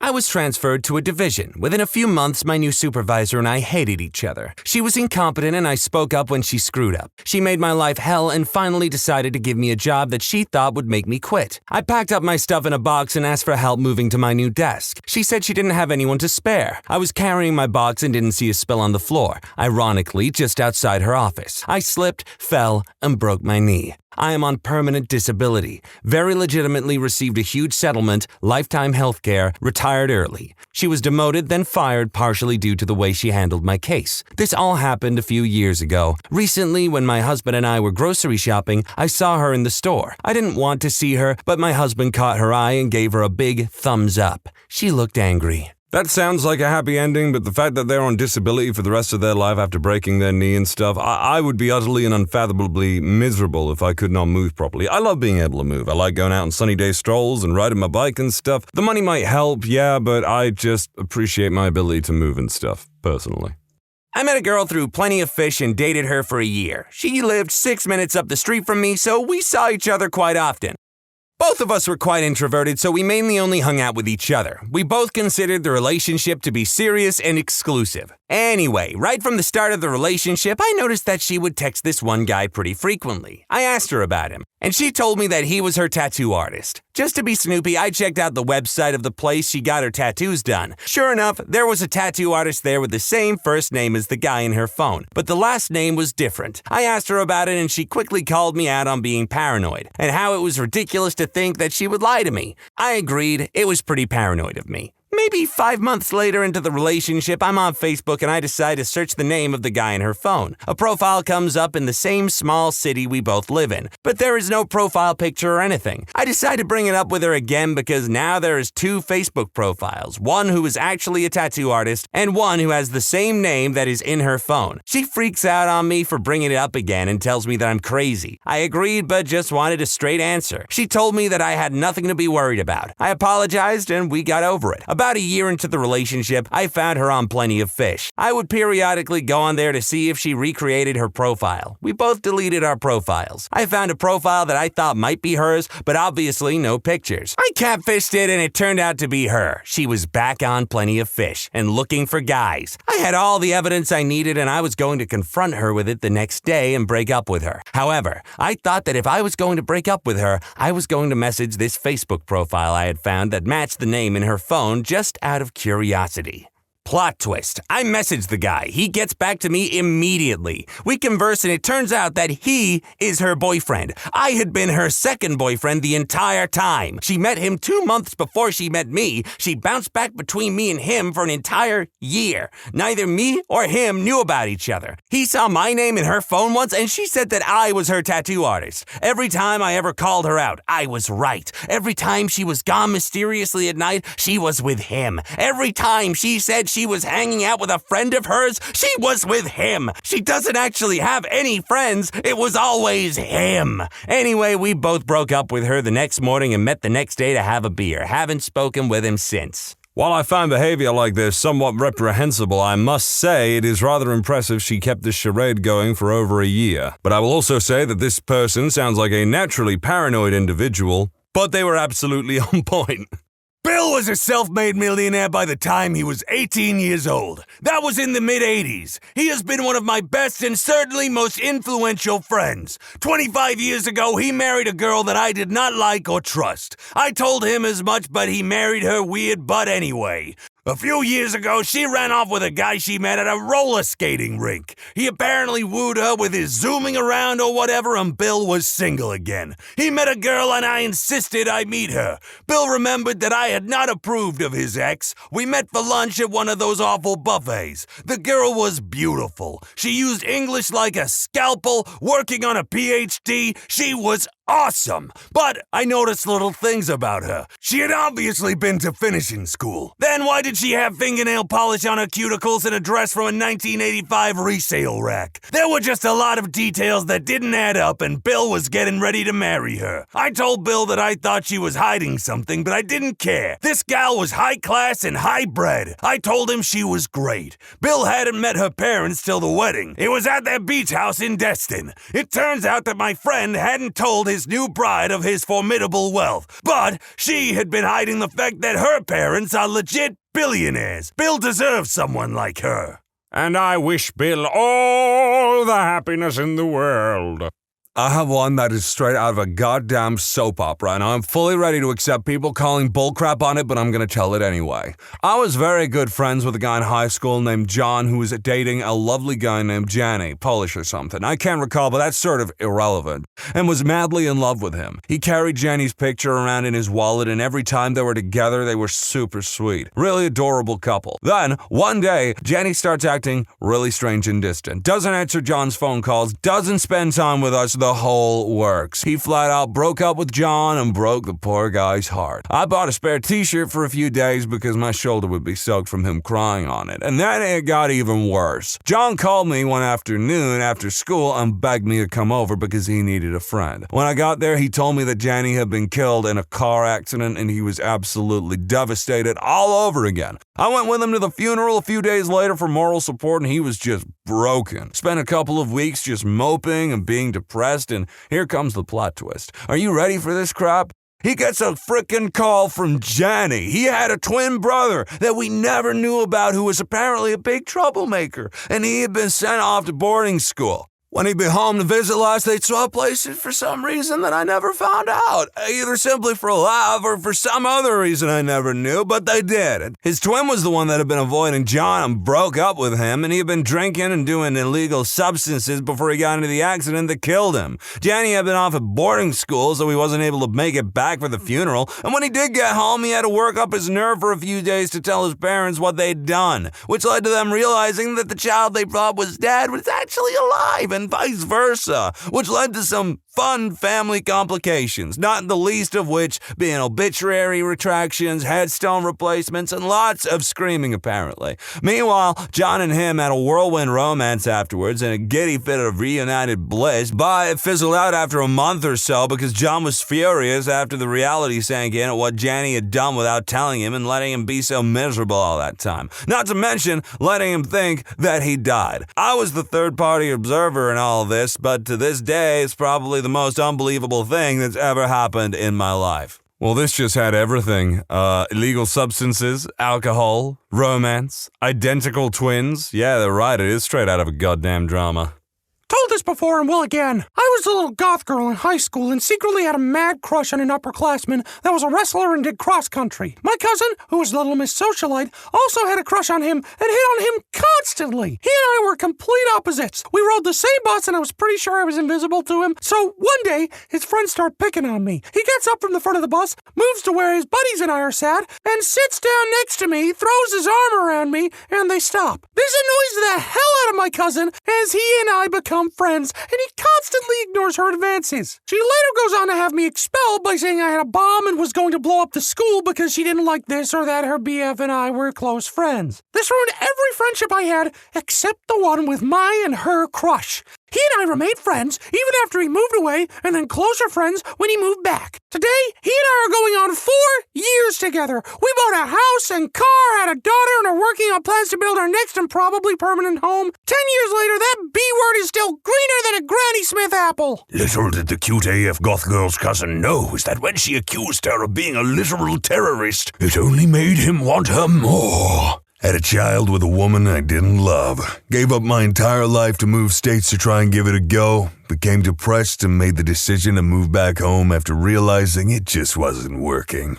She filed for child support and thus began the gauntlet of her parents reminding me of how I abandoned my son and family and that I was a piece of crap. Ex wouldn't let me talk to my son unless I paid child support plus additional expenses, which I did because what did I know about being a father at 23? Still made monthly drives to see my son because I loved him. She became increasingly addicted to illegal substances and moved my son from state to state, turning to family members she could leech from. Parents told me I would never see my son again because I don't deserve him. I sued for sole custody, and I'm currently owed $60,000 in back child support and lawyer fees. She's been held in contempt 4 times, and we have a compliance hearing coming up on the 10th. She doesn't attempt to speak to my son, now 6. He wasn't yet 4 the last time they spoke, and current girlfriend of 5 years is referred to as Mom.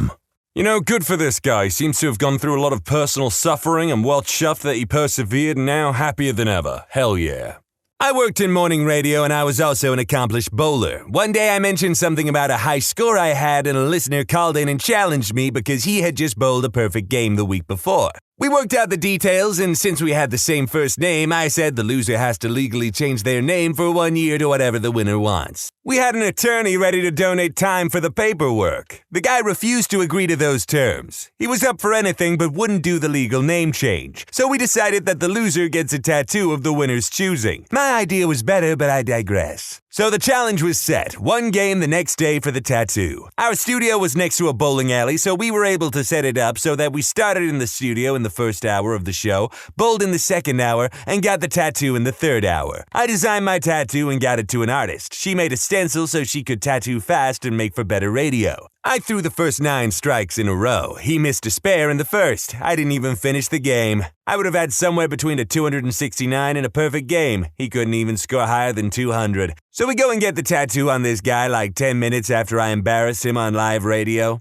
The tattoo is me writing Falcor. I green screened myself in the Atreyu pose and photoshopped me into the actual movie poster. The artist had a perfect stencil made. The tattoo is finished and the detail is unbelievable. We all have a great laugh and I only see this guy one other time in my life. Plot twist. The last I heard, he was in jail for graping minus the G a 13-year-old. His second grape conviction. He couldn't legally change his name because he was a registered sex offender. So there is a child grapist in prison somewhere with a tattoo of me writing Falcor on his bicep. I'm the only person in the world with that story. That may very well be true. You may be the only person in the world with that story, but I believe the world is an incredibly large place with some overlap and reoccurring events, so maybe not. When I was around 8, I was diagnosed with muscular dystrophy and some severe heart issues. Everyone kind of just assumed I would die any day after that. Well, come 8 years later, I was still here and my doctor pretty much gave up on figuring out what is wrong with me, so my parents decided to get a second opinion.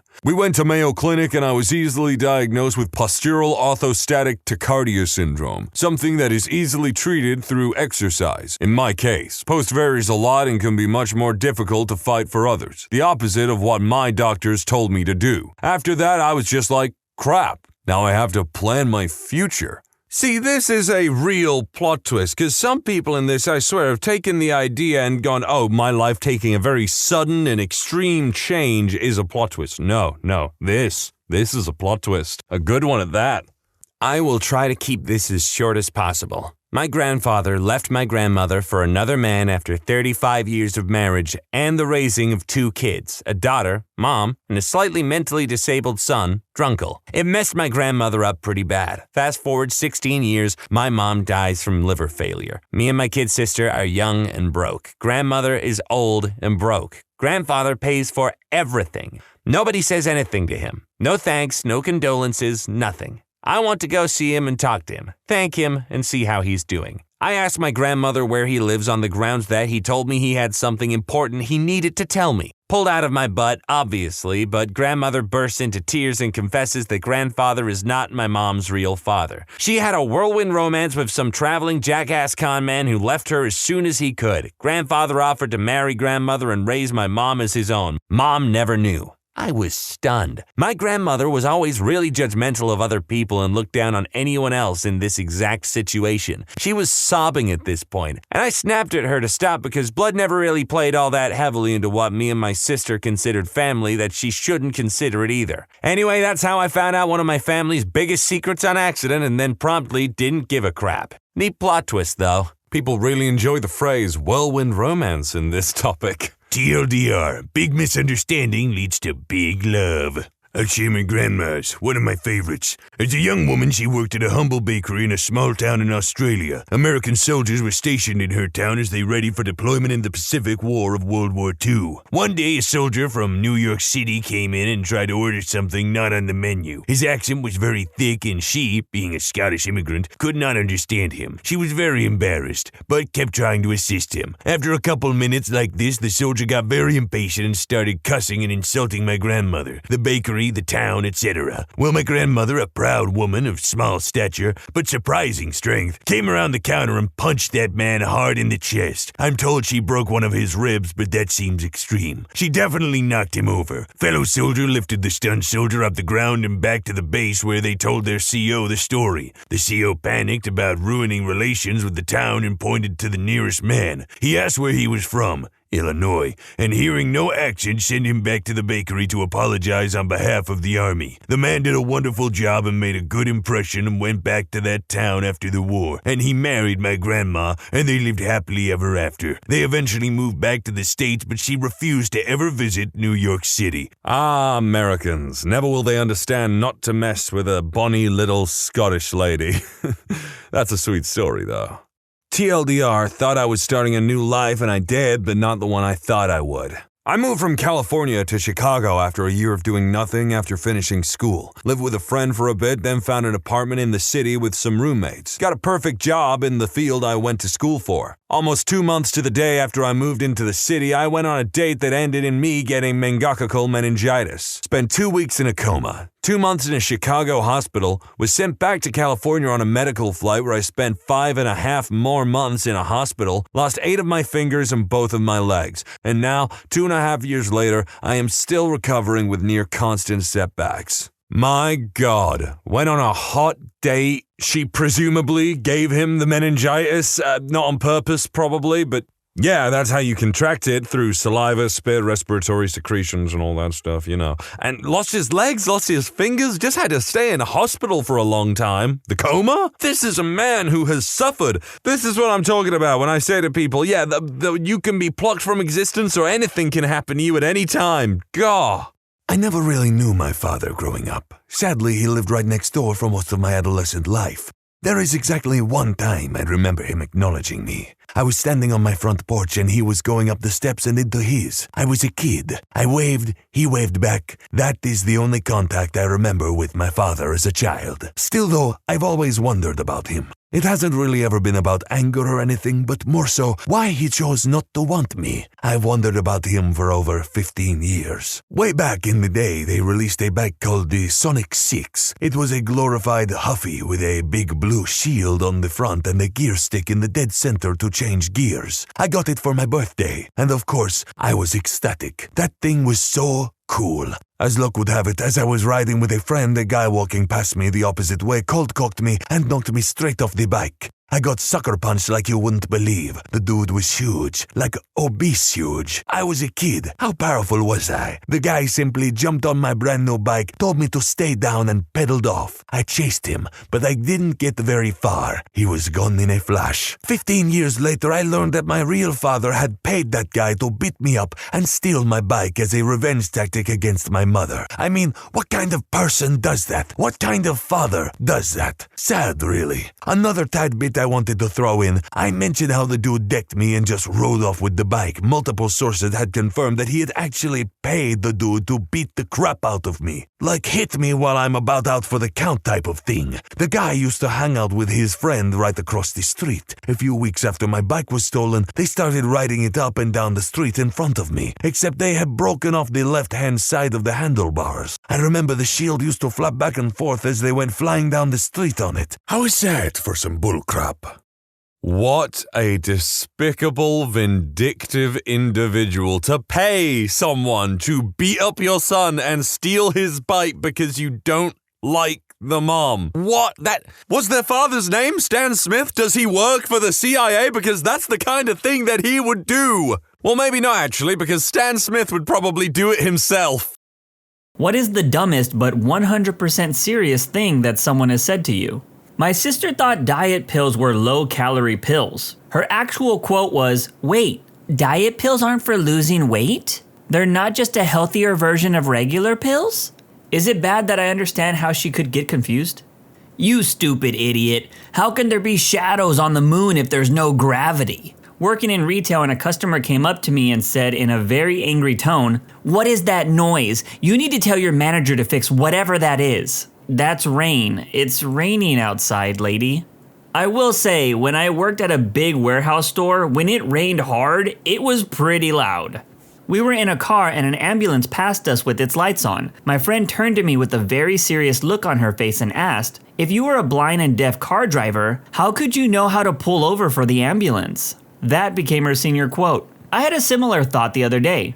My younger sister asked me why ambulances have flashing lights. I said that it was to get the attention of drivers, especially those that may be deaf. I then thought to myself, the loud sirens must be to get the attention of blind drivers. You would think that blind driving is an obvious no-no, right? Well, I learned recently that blind people can legally get a license to carry, which is pretty wild to me. My then 16-year-old sister once told me while cutting an onion, "God, why do they put the paper on these onions so tight?" She actually thought the skin of an onion was some kind of wrapper. I used to work in a kitchen and one of the pot washers was cleaning a slicer and not exactly being careful. I told him the correct way to do it so he didn't chance cutting any of his fingers. With a straight face and being completely serious, he told me that he didn't care if he cut his fingers off. It would just grow back, like a starfish. "Hi, is this the Krusty Krab?" "No, this is Patrick." I was once told that substance dogs at the airport, schools, etc. were addicted to the substance they were looking for, so each airport had a different dog for each substance. This person was a university graduate. They were probably really wasted while watching that episode of Family Guy where Brian becomes a substance-sniffing dog and gets addicted to a certain powder. I bet they saw that episode on TikTok and then there was Subway Surfer and someone cutting soap next to it. This happened last night at the bar I work at. I get a ticket for 2 Chardonnays, one with ice. All right, one with ice.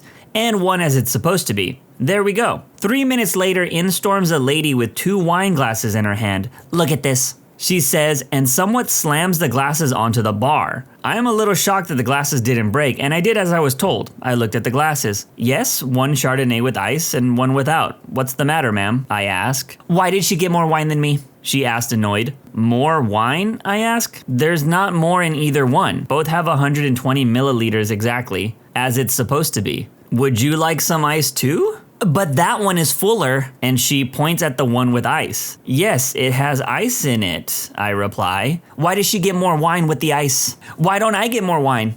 Look, this one has that much more wine. Showing the difference between the glasses by pinching her fingers. Well, you get where this is going. This lady didn't understand that if you fill 2 glasses of wine and add ice to one, the ice will make it look fuller. But it's just because the ice takes up space. I had to literally show her that it's just the ice making it look like the glass is fuller, which it of course was, but didn't have more wine. Even then, I think she still thought she was being mistreated. When you have to explain Archimedes' freaking principle to an irate customer, you should win a prize. Doing so sounds frustrating enough in a normal setting. Now picture a crowded bar, 2 rows of people waiting to order drinks, a ticket machine spitting out orders from the terrace and the seating area. But damn, I wanted to end this lady. In the end, I took out the ice from the glass, told her, look, the same. Now I add the ice, just the ice, and there you go. I didn't add more wine, did I? And then she sorta agreed and sat her butt back down. Still don't think she trusted me on the there is no more wine in it part.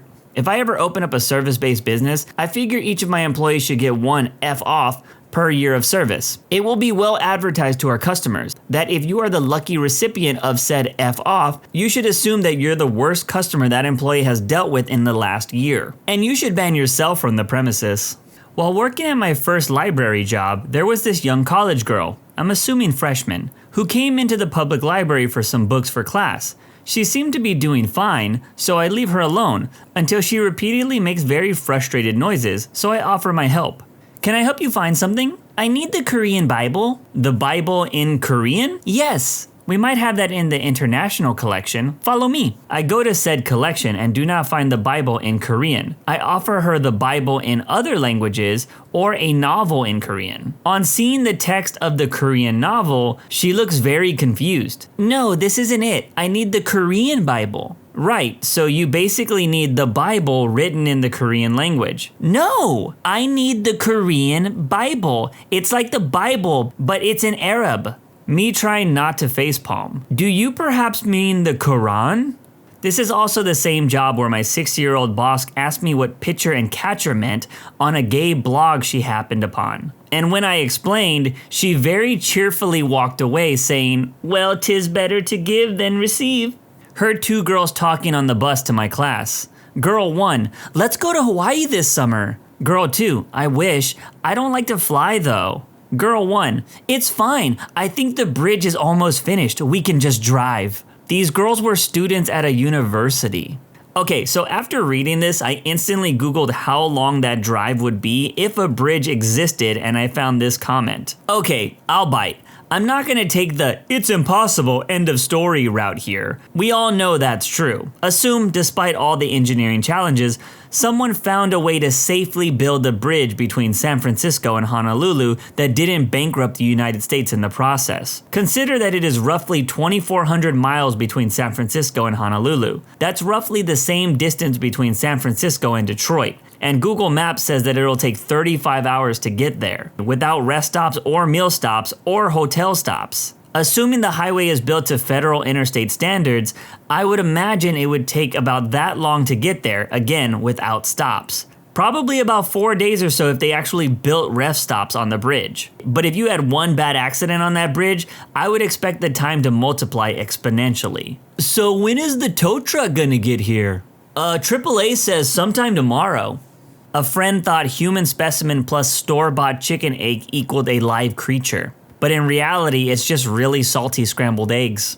Excuse me, can you tell me where Half Dome is? I was outside the Ahwahnee in Yosemite and just pointed at it. Is it behind the mountain? The mountain is Half Dome. Oh, I thought Half Dome was a rock. It's a really big rock. The sad thing is, I know Yosemite employees get questions like this all the time. In the valley, I only carry my climbing ropes inside a rope bag, so people don't ask me questions like this nearly as much. Knew a pathological liar in high school, told everyone she was allergic to peanuts and forbade anyone to have peanuts even in the same room as her. One day I saw her eating Reese's peanut butter cups and my friends and I said, "Aren't you deathly allergic to peanuts?" To which she replied, "They use different kinds of peanuts in Reese's that I'm not allergic to." My grandma said she was allergic to peanuts, yet ate peanut butter all the time. She said it was the solid texture of peanuts that made her allergic. I mean, I loved my grandparents, but what the hell? I know all about pathological liars. I used to work with a guy that said he couldn't wear silver watches because his sweat melted them, and if he wore a gold watch, it would make the watch spin out of control like a time travel movie effect.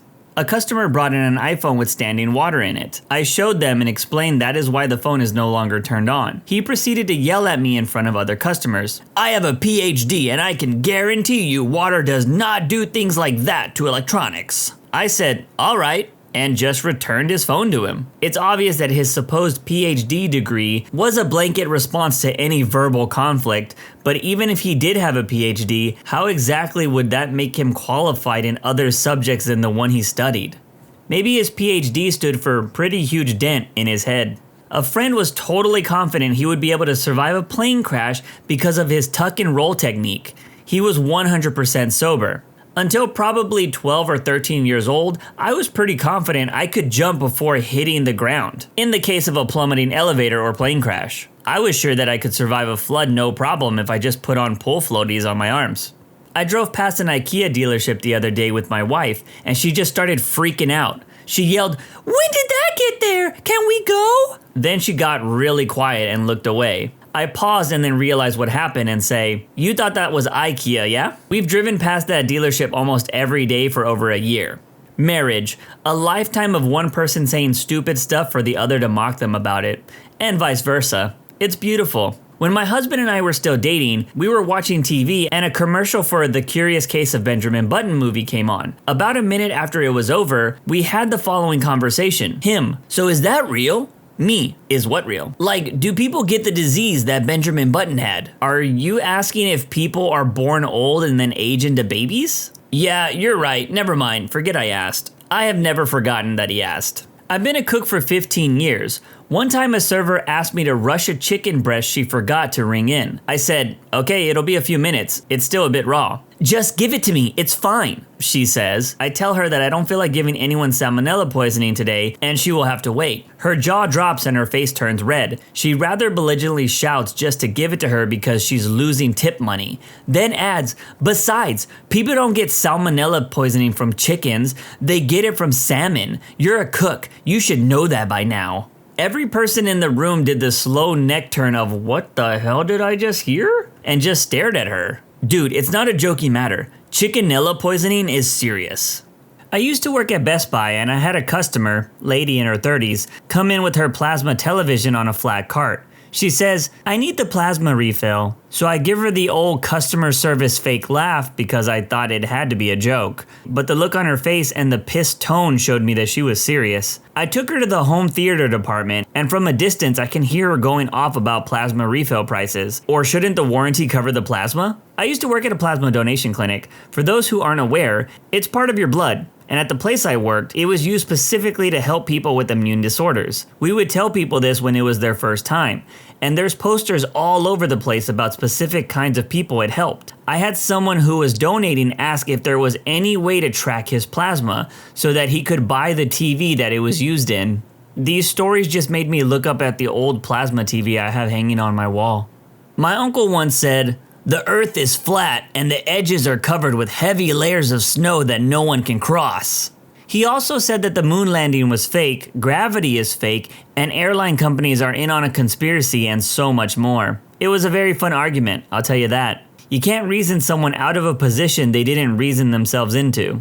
Wait, gravity is fake? I'm curious how that uncle explained why we aren't all floating around then. A girl I once had to work with kept bringing bottles of Pepsi frozen solid to work. One day I finally asked why she freezes them, and she says you take away all the carbs by doing it. You remove all the carbohydrates by removing the carbonation. That chick was dense. You should have played along. If you remove all the carbon, it isn't organic anymore. I had a guy in a pub, completely adamant to the point of red-faced anger, swearing on the Bible that you could see New York from the Dongle Coast on a good clear day. I was in tears laughing. For those who have no idea what the Dongle Coast was, like myself, it is apparently in Ireland. A woman can become pregnant from touching a man's hands. Grade school teacher in Argentina. A woman stopped me in the grocery store when I was in my early teens to tell me that I could cure my acne by rubbing lady juice all over it. I assure you, she was dead serious. Before finding out that the woman was serious, I was curious if that was some form of flirting. It didn't happen to me firsthand, but a friend from New Mexico was asked while in another state if they spoke English, if they needed a passport to visit the US, and if the water is drinkable in New Mexico. I live in New Mexico. I get those questions a lot when I go even a couple of states away. It's more common than you'd think. Well, I live in a state where cowboys are really popular, and when I travel, I've met people who are surprised that I drive a car and not ride a horse everywhere. Do you know how expensive it is to take care of a horse?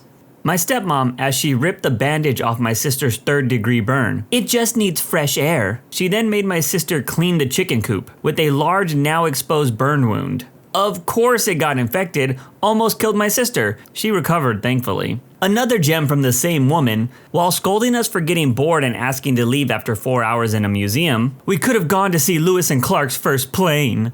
With my extensive experience with fairy tales, it tells me that your stepmom is trying to kill you. Watch out for any friendly woodsmen, and make sure you always carry rocks with you. And of course, know where the local dwarves are. Also, only eat apples that are uniformly colored. My brain automatically went to, don't touch my exposed area, stepmom. I really need to get off the internet. Years ago, while working at a cafe, a couple came up to me and asked me if Saddam Hussein was Russian. The Iraq war had just begun, so I snickered and said, of course not. The boyfriend turned to his girlfriend with a smug, victorious look and said, see, I told you he was German. If you're not Russian, you're obviously German. I don't see how they got that wrong. I've posted this before on Reddit at some point, but it's perfect for this question.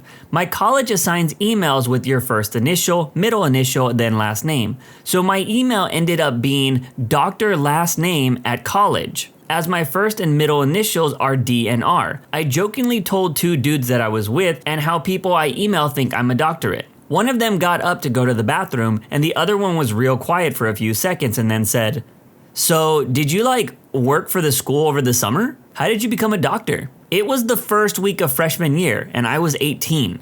I had one quirky professor who would refer to all of his students as Doctor, their last name, in class. After that semester ended, I kept running into former classmates while hanging out with friends, and they would always call me Doctor, my last name. I also worked on campus as a tutor, so while out drinking with friends, I would hear some guy yelling, Dr. OP, hey! And my friends would say, wait, you have a PhD? And I would say, no, it's just some crazy guy. Then the guy would come up to me and say how much I helped him learn math and how I'm an awesome teacher. After he left, my friends were convinced that I was a math teacher with a PhD, and for some reason I was lying about it. This was reinforced each time we saw another one of my classmates, and they'd do the same thing. Hey now, superheroes aren't the only people that need secret identities. Teachers need them nowadays too. My mom worked at a credit union and had a member ask if she could deposit cash through the mobile deposit. My old roommate when choosing from a bowl of candy. I've decided I'm gonna go with Starburst instead of Twix because the fruit is healthier than chocolate. She was dead serious. Here in the UK, we got a lot of American kids shows, especially big ones like SpongeBob, Animaniacs, etc. These shows normally have the 4th of July special about the Declaration and War of Independence. With that as a topic of conversation, this is the genuine discussion I had with someone when I was 14. Me. The Simpsons made a joke about that during episode of 4th of July I forgot the name of. Friend. Yeah, I watched that one. The British sound like jerks. Me, slow blinking. Come again? You know, the British. The guys they always talk about when they do those kind of specials. I bet we could take them. Me again. Daniel, what country do we live in? Friend. England? Cue very quick explanation of British geography, with Daniel refusing to believe he was British until he went home and asked his mum. You should get off your tablet while it's storming. Lightning could travel through the Wi-Fi and shock you. My mother. I was once making small talk with an acquaintance, and I told her that I had flown out to visit my family in Korea over the summer. She got this smug grin on her face and said, "You can't fly to Korea, it's an island." My son was born on February 29th. Woman asked me if he needed to have 5 actual birthdays before starting kindergarten, or if he could still go when he was 5 years old. My friend said this once, "I don't worry about the price of gas going up. I only ever put $20 in at a time." Evolution isn't real. We just hatched out of eggs one day. A girl at my school. I used to work at a call center for a wireless service provider. A woman called in inquiring about how much we charged to use her phone while she was traveling internationally. I said it depends on the country and asked where she was headed. As serious as can be, she responds with, "Wyoming." I barely got to my mute button before I erupted in laughter. And in case you're curious, I did not mishear her, nor was she calling from outside the US. I clarified with her. She legitimately thought Wyoming was a different country. Plus, if you could hear how she talked and stuff, you literally wouldn't even give her the benefit of the doubt. When I was in China, some guy asked me if I wanted to learn English. I told him that I live in Canada, so I already know English. He was curious why I spoke English in Canada instead of Canadese. About a year ago, dude flipped open his flip phone during the daytime and started taking a picture of the moon that was clearly visible. We lock eyes before he snaps the photo and he says to me, "This happens only once every hundreds of years." I just kept walking. One night I was working at T-Bell. This girl comes through the drive-thru absolutely hammered. She was destroyed. She kept yelling at us to give her French fries. I just kept telling her that we don't sell French fries. Finally, my manager comes over and gives her the side of Fiesta potatoes and says these are Mexican French fries. I almost cried laughing so hard. And in case you're curious, yes, we did report her for driving wasted. Sometimes it depends on the manager working, but we usually report all wasted drivers at Taco Bell. I hate to be that guy, but Taco Bell does actually serve French fries. It's those nacho fries or whatever they're called. I was giving tours at my college geology museum. An older woman asked me to show her around. I was showing her our best show pieces when we got to this large quartz crystal. She then proceeds to ooh and ah, and showed me that one of the facets of the peak had 7 edges. She then tells me that she could channel spirits through the crystal's facet and began speaking in tongues. I walked away and asked if anyone else would like a tour. In middle school, took a road trip with my best friend and her parents from the Midwest to Disney World in Florida. They had family in Georgia, so we stopped for a visit on our way through. Unfortunately, I wasn't allowed to enter their trailer because I was a northerner. They were eventually convinced to let me in when I told them that I was born in New Mexico, which wasn't a state during the Civil War, so therefore, I was technically not a northerner. It blows my mind that there are still people like this in America. While driving, I see windmills across the hilltops and point them out. My girlfriend, "Oh, cool! Why did they need to make wind though?" She's a special one. Make-A-Wish recipients and workers, what were some wishes you had to say no to? Make-A-Wish wish granter here, and I have to say it is the ultimate sadness when we have to stop the process because a non-custodial parent won't sign the paperwork. It's happened far too often. Usually the wishes we had to say no to were from the kids' family members. There was always some uncle, grandma, cousin, sibling, or parent who wanted to hijack the kid's wish. A classmate of mine, now passed, got a meet and greet with Sammy Sosa. The understanding from the Make-A-Wish people was that Sammy would sign autographs and sit with the family for a while. Now, this kid was all about Sammy. He had his jerseys, loved Sammy's little leaps after home runs, and if I recall correctly, even was big into Pepsi because of Sammy too. When the day came, Sammy showed up late. He didn't respond when the family greeted him. It was described as a sullen silence, signed a glove, and then walked away. My classmates started crying once it was clear Sammy was not going to come back.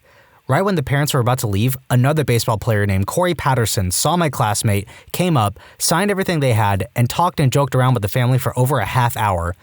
Corey became my classmate's favorite player that day, and I think he lived perhaps a year after that moment. At his funeral, my classmate's picture with Corey was one of the prominent pictures. That moment and day truly, truly meant the world to him. He was around 10 to 11, if I recall correctly.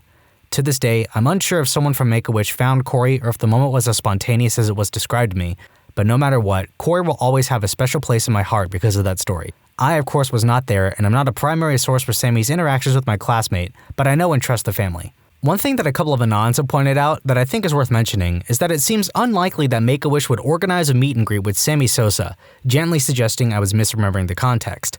The Anons argued that it's more likely their meet and greet would be with the Cubs team as a whole, and that this changes the context of Sammy's actions if the meet and greet wasn't directly with him.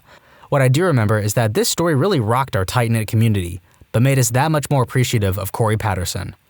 My little brother has had 2 heart transplants so far, and will probably get another one before it's all said and done. His wish was to go to Nintendo. Well, Nintendo Japan doesn't grant wishes, but Nintendo of America does. He stayed in Seattle for a few days and had a day-long tour of Nintendo. Unfortunately, Reggie wasn't in the office that day, but the Treehouse staff led him around all day. This was right before the Switch came out, so we got to play Breath of the Wild before anyone.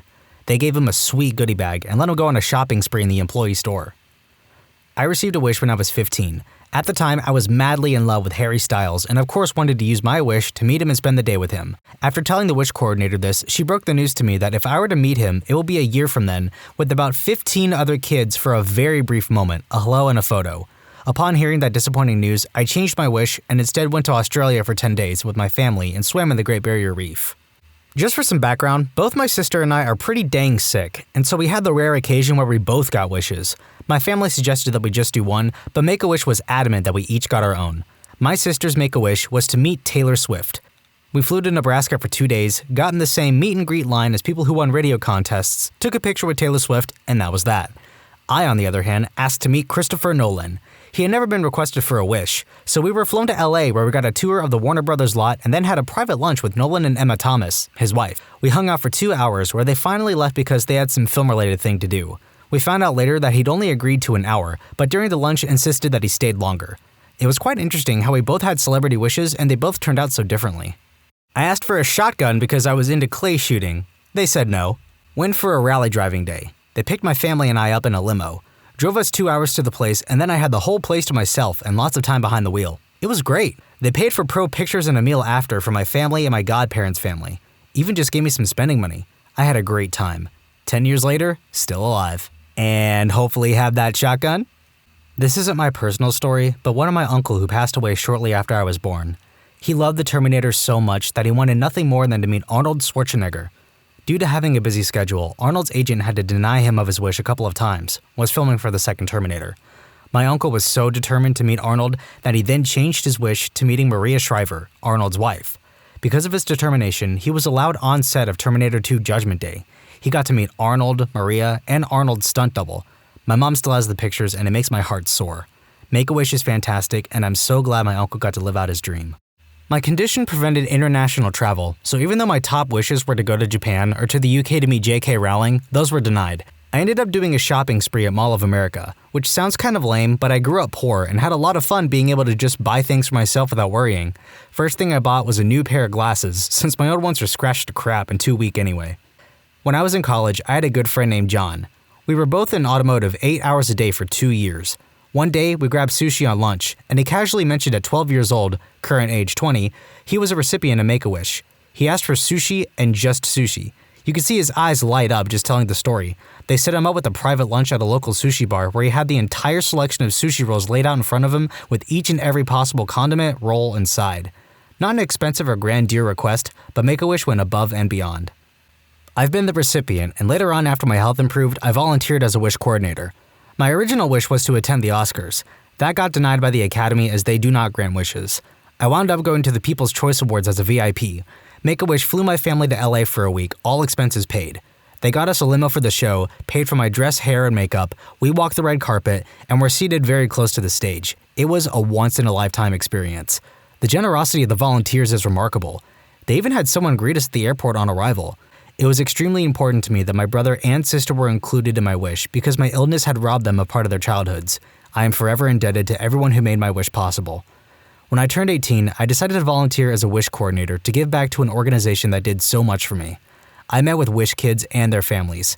We would always arrive with a gift for all of the children of the family based on a little survey they filled out.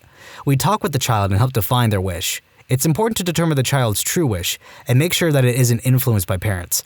The most common wish is to go to Disney. Celebrity meet and greets are the ones that often can be turned down. First, because it's undefined what a meet and greet is. It could be the child literally waving at someone and no one wants that. And second, because not all celebrities grant wishes or can schedule time to meet wish kids. The coolest wish I worked on was a shopping spree for a boy who was confined to his room. He got $7,000 to go buy video games, TVs, a tricked out lazy boy, etc. for the ultimate gaming setup.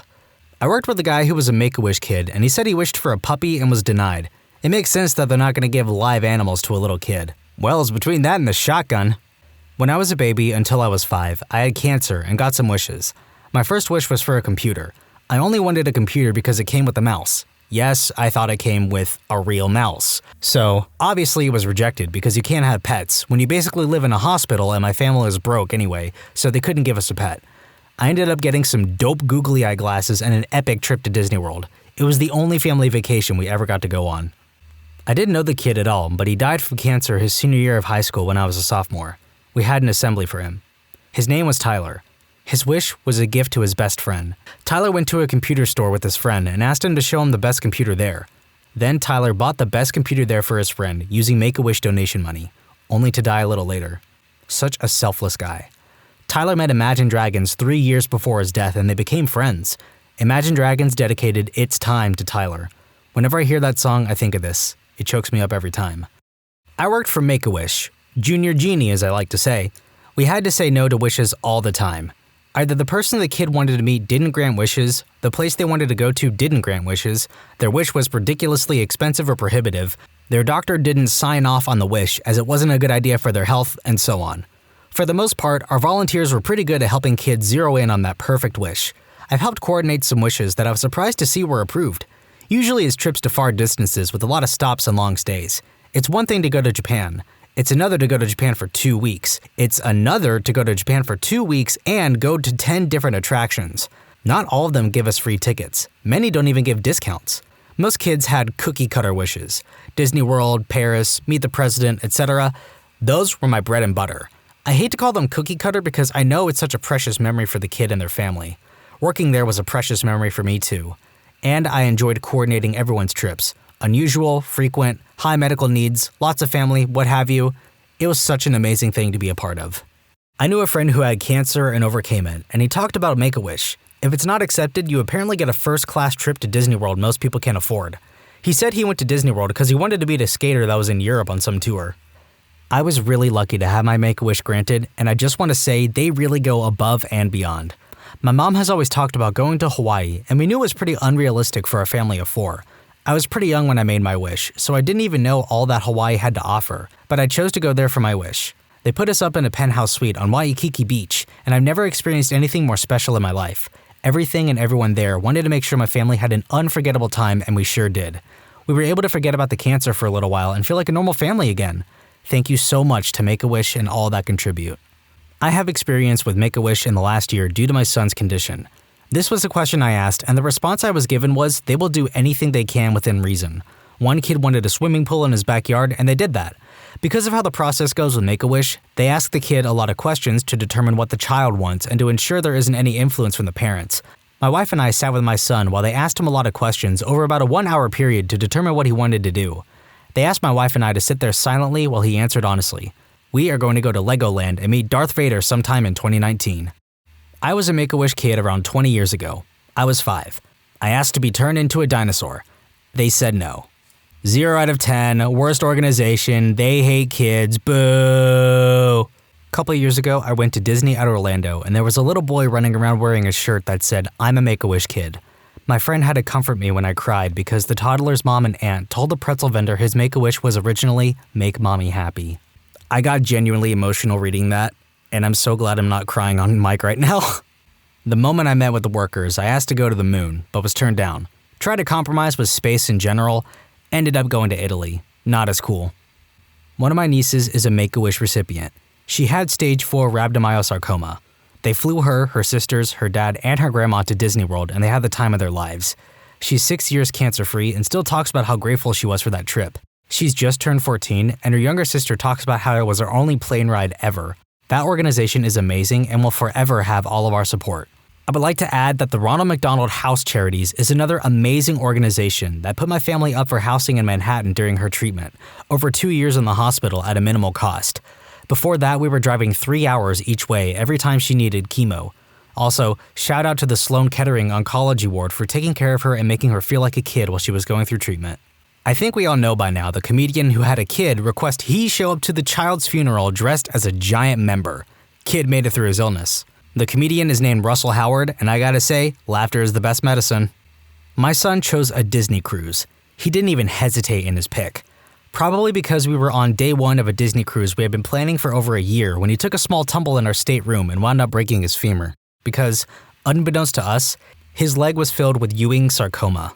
This trip he had been looking forward to for so long was destroyed before it even really started. So when it was wish time, he asked for a redo of our cruise. We waited until he had been off of chemo for a couple of months, and we had a wonderful time. We even added days on at Disney World from our DVC timeshare after the cruise. Both the Make-A-Wish folks and the Disney cruise employees told my son to make sure he wore his Make-A-Wish shirt to the parks when we were there. He did one of the days, and even though that wasn't part of his wish, the Disney cast members all treated him great. It was so nice to see him have such a wonderful trip after a ruined dream vacation and a year of non-stop hospital stays. By the way, he is doing great now. He hit 2 years off chemo this past September.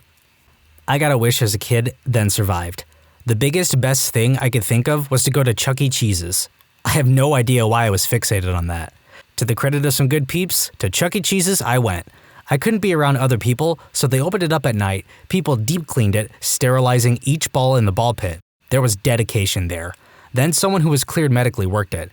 Don't remember most of it, was pretty young, mostly just remember the bits I found exciting, but that dang rat casino still makes me smile whenever I see one. Moral of the story, never bet against Make-A-Wish when dealing with logistics. Every ball in pit. Kid I know got cancer in elementary school. He was always into history and US presidents, so we asked to meet him. They flew his whole family out to DC to meet George W. Bush. Also, he actually spent more time with them than was allotted in his daily planner, according to the dad. The kid beat cancer and is still doing okay. Not a recipient, but worked at a Hard Rock Cafe. A Wish kid's wish was to see Paul McCartney live, so they came in to eat dinner before his concert down the road from the restaurant. We sat him next to some signed Beatles guitars and sheets of lyrics and the such. As an avid Beatles fan myself, I was able to serve them. I sat and talked with that 6-year-old about the Beatles for a good hour, played all the Beatles songs, and had their music videos playing on the TVs throughout the restaurant. It was super humbling with how excited this kid was to go see Paul, and just be able to be outside the hospital for the night. And also super heartbreaking seeing his dad's face the whole dinner. I'd never seen such pain, and I think about him frequently. I'm from Minnesota. When I had leukemia 30 years ago, I remember my wish was to go to the Grand Canyon. My parents straight up vetoed me. And instead the family, 2 sisters, went to Disney World and other Orlando attractions through the Give Kids the World program. It was the right decision, but still. Was it the right decision? Because it sounds to me like Disney World is full of more Make-A-Wish kids than actual people. Also, the Make-A-Wish Foundation should have let you have your wish in spite of your parents. That's the whole reason they have those conversations with you. I got offered a Make-A-Wish when I was 5 years old because I had leukemia. My parents declined their offer because my survival rate was very, very likely, and they wanted another kid who was less likely to survive have it. After I was cured, they took me and my twin brother to Disneyland to celebrate using their own money. My parents are wonderful people. In this thread, wish denied, went to Disney. My son was a Make-A-Wish recipient. He wanted to go to Europe. They were planning it, and his piece of crap birth father wouldn't allow my kids to get passports. Great father, huh? Son had like 36% chance of survival from brain cancer, and he said no passports. Anyways, his second wish was an RV trip to the Badlands, Yellowstone, and the Rockies. They got us the biggest bus type, think it's A-class, RV they could get. Set everything up for us, gave us itineraries, and off we went. It's such an incredible organization, and luckily, my son had a blast after finally having the okay to go. He's also in remission and doing well, thank God. Make-A-Wish is incredible. Fun fact, the amount of kids that wish to go to Disney World is so large that Disney built its own resort for them called Give Kids the World, where only families from Make-A-Wish can stay. They have special buses to transport them, doctors are always on staff, and there's special games and activities at the resort for kids who can't make it to the park that day. I adore Make-A-Wish and everything it's done for kids. It helped send my friend to the Bahamas when she was sick, and she said it was one of the best experiences of her life. It was mentioned several times below, but Give Kids the World was actually made by Henry Landworth, a Holocaust survivor. My daughter was granted a wish. She really wanted to meet Taylor Swift and see her in concert, but Taylor was not touring at the time, so we, her parents, kiboshed that wish. She was not healthy enough to enjoy a long concert, and I didn't want her to postpone her wish since we weren't sure if or how long she might live. In the end, she chose to go to the SeaWorld Resort in Florida and swim with the dolphins. She ended up being scared to death of them and refused to even go in the water. Make-A-Wish sent us to Universal while we were there too, and she had fun. That was 6 years ago, and she is now in remission. We took her to a Taylor Swift concert this last summer, and I think she enjoyed it way more than she would have 6 years ago. So when I was 15, I got to make a wish. My uncle really pushed to ask to meet Tiger Woods and play golf with him. I wasn't into that. Neither were my cervical tumors. I was getting better, and I knew I was going to be okay. I told the wish peeps that I wanted to bow out, but they were pushy. Right in front of my mom, I said I wanted to hit a blunt with Snoop Dogg and wouldn't accept any other wish. That got shut down. I'm fine and 34 now. We did the standard Disney World trip. My son only had months to live, and we had a small window when he was well enough to go. Bruce was 5, so he didn't really have any big or creative ideas. He'd only been to Disney World once for a single day, and my husband wasn't able to come. He told the wish grantees that he wanted to show Daddy the giant castle and ride roller coasters with no lines. Even though it seemed like the cookie-cutter wish, my son's Make-A-Wish experience was truly amazing. I still cry thinking about how much that trio meant to him and our entire family. My son was treated like absolute royalty during the entire trip. Volunteers we met at Give Kids the World, the resort where we stayed, really connected with him, and even flew in from states away when he was on hospice and for his funeral. I love reading about the amazing and unique experiences that others request. I will definitely be following this post. We became so close with our wish granters. Those people are truly angels in this earth.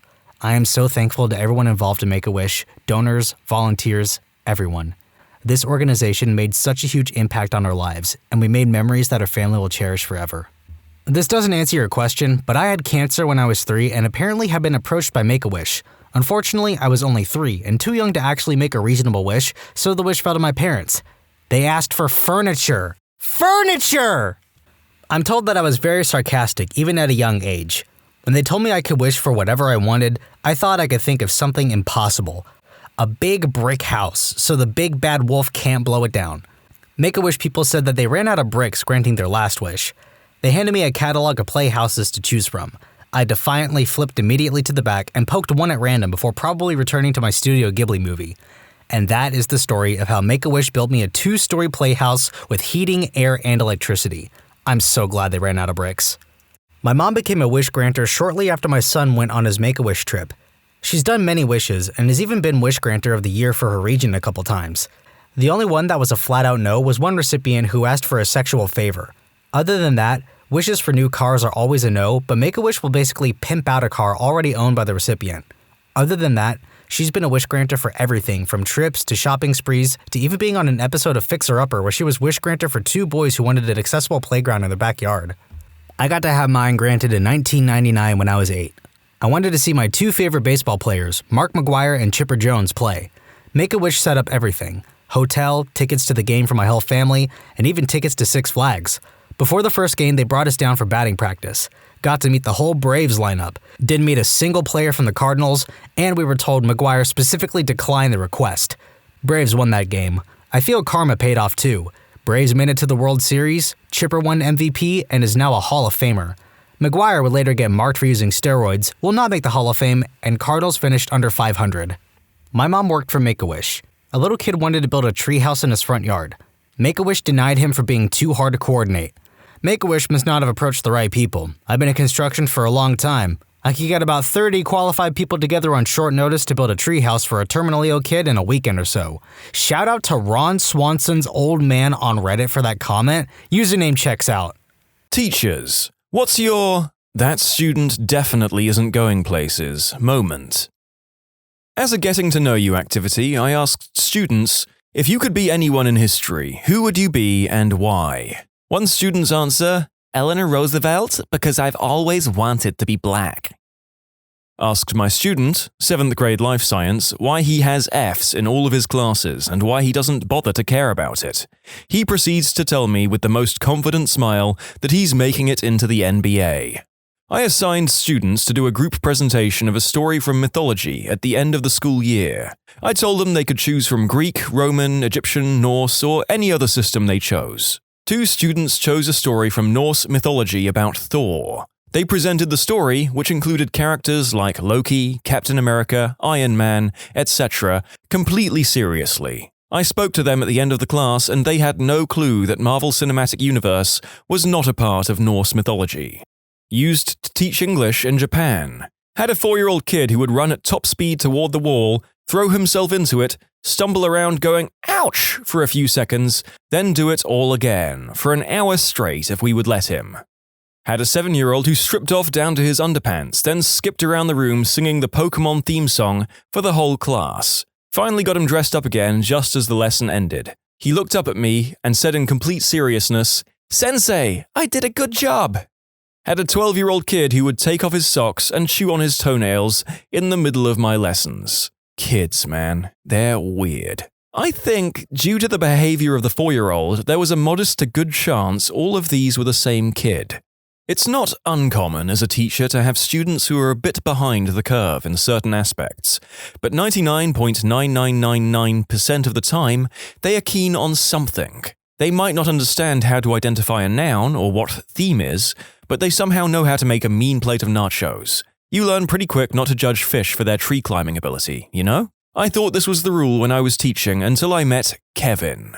Kevin isn't his real name, but it doesn't matter because he can't spell it anyway. Kevin was a student of mine during my last year of teaching. He came to my classroom with very little to show for his academic past. He had moved a few times and thus was missing a lot of typical test scores that we used to try and ballpark their ability. Don't worry, it was a ballpark. We didn't make major decisions until we actually had a chance to talk to and work with a student for a bit. I thought, that's fine, I'll just do some one-on-one with Kevin and see what's up. One-on-one with Kevin was like conversing with someone who'd forgotten everything in a freak, if not impossible, amnesia accident. There was no evidence that he had learned anything past the 2nd grade, and now he was in the 9th grade. Flabbergasted, I figured we needed to get more serious with this. If he was going to be in my class, I needed to know why and how. I decided to meet with him, his guidance counselor, his parents, and another teacher to see what was really going on. This is where it all became clear. It was by some incredible fluke that his family hadn't been wiped off the face of the earth years ago. Odds are his entire heritage was based on blind luck and some type of sick divine intervention that saves his family every time a threat presents itself. Kevin was the genetic pinnacle of this null achievement. Even my instructional lead, a woman who could find a redeeming trait in a Balrog, failed to see any reason this kid or his family should be alive today. So here's a list of events that made it abundantly clear that God exists and he's laughing uncontrollably. Kevin frequently forgot when and where class was. On more than one occasion, I had to retrieve him from other classrooms. Kevin ate an entire 24-pack of crayons, puked, and then did it again the next day. This is 9th grade. I have no idea where he got crayons. Kevin's dad wrote tuition checks and mailed them to me, his English teacher. This was a public school. When I gave it back to Kevin, voided, to give to his dad with a brief note explaining that this is a public school, Kevin got in trouble for trying to spend it at a 7-Eleven after school. Kevin was removed from the culinary arts program after leaving a cutting board on the gas stove and starting a fire. Twice. Kevin threw his lunch at the school resource officer and tried to run away. He ran into a door and insisted it wasn't him. Kevin stole my phone during class. I called it. It rang. He denied it was ringing. Not that it wasn't his, not that he did it, no, he denied that the phone was actually ringing. He tried 3 times before the end of the year. Kevin called the female basketball coach a mother-flipping B-word during gym. Basketball tryouts were that afternoon. Kevin tried out. It didn't go well. Kevin's mum could never remember which school he went to. She missed several meetings because she drove to other schools, none of which he ever went to. Kevin tased himself in the neck before a football game. Kevin kept a bottle of orange Kool-Aid in his backpack for about 4 months. He thought it would turn into alcohol. He drank it during homeroom and threw up. Kevin said the N-word a lot. Kevin was white. The high school was 84% black. Kevin got beat up a lot. Kevin stole another student's iPhone and tried to sell it back to them. Kevin didn't understand that his grade was dependent on tests, quizzes, homework, classwork, and participation. Kevin finished his first semester with a 3% average. He tried to bribe me with $11. Kevin spit on a girl and said, "You should get out of those wet clothes." The girl was the Spanish student teacher. Kevin didn't know dogs and cats were different animals. Kevin tried to download adult flicks onto a computer in the library, at the circulation desk, while he was logged on. Kevin asked a girl to prom, he was in the 9th grade and freshmen don't go to prom, by asking for her phone number and then texting her his address. Kevin got gum in his hair constantly. Kevin regularly tried to cheat on assignments by knocking the pile over, grabbing one before I had picked them all up, and then writing his name on it wherever there was room. Kevin had several allergies, but neither his parents nor he could remember what they were. They were very concerned that the holiday party, it's high school, we don't have those, would have peanuts. When they finally got a doctor's note, he was allergic to amoxicillin. Kevin and his parents took a trip to Nassau. How the F did they even get airline tickets? And forgot all their luggage at home. I didn't believe him when he told me until I talked to his mum, who told me first thing when I saw her at the bi-weekly meeting. Kevin's grandfather apparently died in a chainsaw accident. I can only assume God was looking the other way that day. Folks, I would be ashamed to tell you how many takes that story took me because I was just laughing so much. Oh, Kevin, I can only hope that your savings of $11 from the rejected bribe afforded you some small comfort in your life after school. In the last few weeks before the AP exam, I gave my classes a series of practice tests, written by College Board, to take in class under a time constraint to give them practice. One student, let's call him Bill, always tried to cheat in my class. I'd gotten sick of putting in the effort to catch him, and it didn't matter because the entire point of the class was to prepare for the AP exam. Bill started off each test by staring at the page and answering 1 or 2 questions. Then, as always, he asked to go to the bathroom during the test. I let him go and he took his phone, of course. He returns and frantically bubbles in the rest of the test and turns it in early. I have to hand it to him. Bill was great at memorizing letters for the answers of the practice tests, but he failed the AP exam. This isn't really the kid's fault, more the parents', but my sister teaches in Hong Kong, generally 3 to 4-year-olds. And she had this one kid, called Enzo, if I remember right, who kept acting out, completely ignoring my sister and her TA when they spoke to him, and doing badly in the classwork they're given. He also didn't speak, at all, tended to play by himself. So my sister called in his parents to discuss it, voiced her concerns that there might be behavioral problems, maybe something deeper seated. His parents then confided in her that it's probably not that. More that the kid didn't speak a lick of English or Cantonese, i.e., the 2 languages used in the school and most of Hong Kong.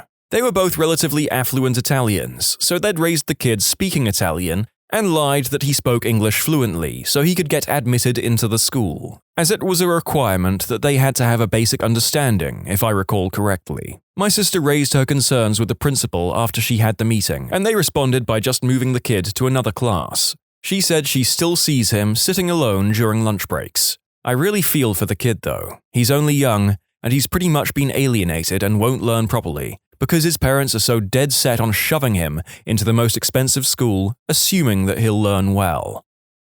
Not a teacher, but in one of my health and sex ed classes, a girl in my class said she wasn't afraid of getting AIDS, because if she got it, she'd just give it to someone else, and therefore not have it anymore. Yeah, that was an interesting day once we realized she was serious. A university freshman turned in a paper on the Treaty of Versailles that conformed to no known formatting system I had ever seen. There didn't even seem to be paragraphs. Assuming that his computer had jumbled it up somehow when he turned it in, I went to give it back to him in class one day so he could fix it. He informed me it was intentional. The format meant that the paper was meant to be read as a rap, which he proceeded to do for me in the few minutes before class started. It was incredible. D+. I always thought that Lin-Manuel Miranda's Hamilton was truly a musical beyond reproach. I now see that he may have caused some issues in the schooling system. Okay, so I had a student in middle school that couldn't read. That wasn't a huge deal. Kid had issues. Once he got angry at me and told me he was going to rip off my buttons. It may have been literal or figurative. Didn't matter. Remember, issues. It was my job to teach him to read. He should have already been in high school. He was 14 and in middle school. I worked individually with this kid every day. Finally, I just asked him what he was going to do for a living, if he couldn't read and wouldn't try. He gave me a pretty standard answer. I'll play basketball or sell drugs. I should mention that he was barely over 5 foot tall. I worried about him. He was my student for 2 years. Eventually, he moved on and I switched high school. So 20 years later, I got curious. I remember most of my students, and this kid had a name that stood out a bit. I Google his name, hoping he won't be in prison. A lot of my former students are. I find him right away. He's a professional basketball player. For Ukraine. Retired now, but still, good for him. Made himself proud. As a note, he turned 15 in middle school. He did learn how to read, he graduated, and went to college. Apparently he struggled for a while, but he's human. His history was not ideal. I'm concerned about naming him because of his privacy. He played from 2006 to 2010. One of the fellas in my university first-year computer programming class stared at the wall. The same spot. The whole class. Every class. He'd walk in on time, sit down, open his folder, and stare at the wall, and didn't ever take a note that I saw. At the end of the wall-staring duration of the class, he'd close his likely still blank folder, get up, and leave without a word. I see him from time to time at the grocery store, collecting up the carts. I feel a little bad for whoever funded his education, but am pleased that he has a steady job. My 8th grade physical science lab partner took the top off one of those oil burners, poured the oil all over our desk, and then lit it on fire. Like on purpose. Did you think it would be less flammable because it's on the table now? Hilariously, even though I was the one who put the fire out and had nothing to do with lighting it, I still got suspended too. I guess the lesson I was supposed to learn was never help put out a fire. Here's one from my mum. The class ate at one of those medieval-themed restaurants on a field trip, and one little brat took advantage of the setting and the overflowing cleavage. He referred to the waitress as his wench, and demanded that she butter his bread, all so she would bend over to better reveal her bountiful bosom. He ordered the turkey legs, then wielded them theatrically like Henry VIII, while thanking the waitress for giving him a bone. When my mum got home, she said he was a sexual harassment lawsuit waiting to happen. I'm late, but I have a winner. The class was an applied math course for high schoolers, and we held a paper airplane design contest. The rule was that you could use anything on the table to make your airplane, and that the person who threw theirs the furthest down the hallway would win. The table had all manner of things on it: printer paper, construction paper, tape, rulers, compasses, toothpicks, duct tape, paper clips, masking tape, a stapler, and even Elmer's glue. Well, the class went to work and for an hour designed some very interesting airplanes. Except for Tim. Tim sat quietly and chatted with his friends until about 30 seconds were left to build. Then he went up to the table, grabbed a few things, and sat back down to wait. When it came time to throw, it turned out that his airplane was a piece of paper wrapped around the stapler, while the lighter and more complex planes drifted to the side and landed early or hit the hallway walls. Tim's plane slammed straight into the door on the other side of the hall, with a satisfying clunk. Tim's ridiculous creation beat everyone else out and won the contest easily, while technically obeying the rules of the competition. I hope that guy ends up working for NASA. My other favorite student was a kid who ate a glue stick for $5. He figured it was edible because it said non-toxic. Technically correct, but so wrong. He had to go home due to the uncontrollable vomiting. I'm not sure if he was ever paid the $5. My third favorite was a middle schooler whose mum was dissed by another student in class. His reaction, not having any decent weapons on him, was to rip out the 3-ring part of a 3-ring binder and use the prongs to attack the other student's forearm. Unfortunately, that kid isn't going anywhere but juvie unless he can help with his anger issues. Too bad, because it was an ingenious improvised weapon, and he probably could have used that creativity some other way. Kindergarten teacher. Testing students on community helpers, asked a student to name 3 community helpers. Child responds, "Firefighter man." Now I really thought, yes, she's got this in the bag. A hot dog. And a monkey. No. Kiss your brain, though. Blatant and low-effort plagiarism. Like it's literally the first Google result if you search topic, example essay. But they add their name in a different font and size, which should make it obvious at a glance, as if the use of capitalization and punctuation wasn't a dead giveaway that they didn't write it. I had a student pull that last year, while his even dumber buddy didn't even put his name in it. In fact, it wasn't even an essay, it was a selection of question prompts. Basically, 2 Kevins in one class. I also had a kid at the very end of the day continually F around with his skateboard and become very hostile when I insisted on holding it until the last bell. He ran out the door, jumped on it, and promptly fell and broke his jaw. His parents then threatened to sue the school because he got hurt there doing something he wasn't supposed to be doing. Oh, this is a great one. Twice this week, the same student brought a popsicle in to have as a snack for lunch. Needless to say, he was very disappointed. His mum might actually pack his lunch. Blatant, low-effort plagiarism is not exclusive to younger students. Look forward to it all the way through university. As for the popsicle kid, that seems like another case of neglectful parenting.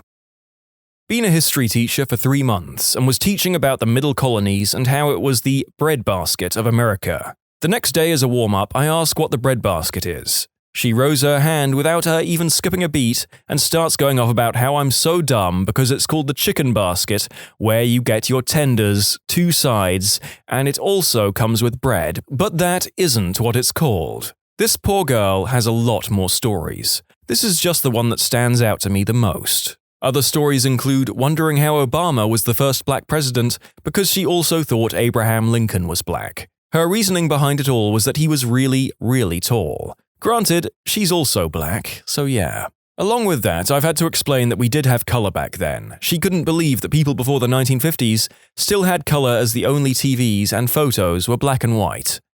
She constantly calls people cockatoos. 3 weeks ago, she asked which history I'm teaching. I honestly don't know if I really suck as a teacher or if it's her. Mind you guys, I do teach 8th grade US history. I wanted to believe all kids are smart, but I'm just slowly not going to hold on to that belief anymore. These are the highlights. Ask again next year and I'll have stories from multiple kids. I want to reap in that sweet, sweet karma. Not a teacher, but I work as a bouncer, and on Saturday some girl was persistently trying to get into my bar, but looked young and didn't have ID with her. After telling her no about 30 times and her complaining about everyone hating on her, a guy walked in and told us he's one of her high school teachers and that she's 17. She took off awfully quick when he showed up, and I can only imagine how things went in school today. I once had a couple of exchange students steal from my store when I was managing a Lids. They walked out the store and we followed closely after them. We turned the corner and they were stopped talking to their teacher. We patiently waited while they finished talking to the teacher, all while getting strange looks from him. He started to walk away, and we immediately tell the kids we need the hats they stole, to which they replied, "We will give them back, but we can do it somewhere else. That's our teacher." Like I was going to cut them a break after they stole. Teacher notices that there is a problem and comes back and absolutely laid into them, telling them they were going to go to jail and get expelled. We had no intent of pressing charges, they were only around 15 and stole 2 hats, but my God, if that teacher didn't put the fear of God into them. It turns out they were spoiled rich kids from another country who actually had the money to pay but thought stealing would be cooler. We ended up getting a call from the school. They had to write an apology letter for us and they had to do 30 hours of volunteer work for the charity of our choice. They threatened to shut down the school's exchange program because of them as well, but I never heard of what came of it after that. Worked with 3-year-olds. One was crying and pointing at another kid, so I asked what happens. She mostly speaks Spanish but understands English, so I started asking her, "Are you hurt?" "Yes." "Did she hit you?" "Yes." "Did she kick you?" "Yes." Then the other child chimes in, "Nuh-uh, I didn't kick her, I just punched her in the face."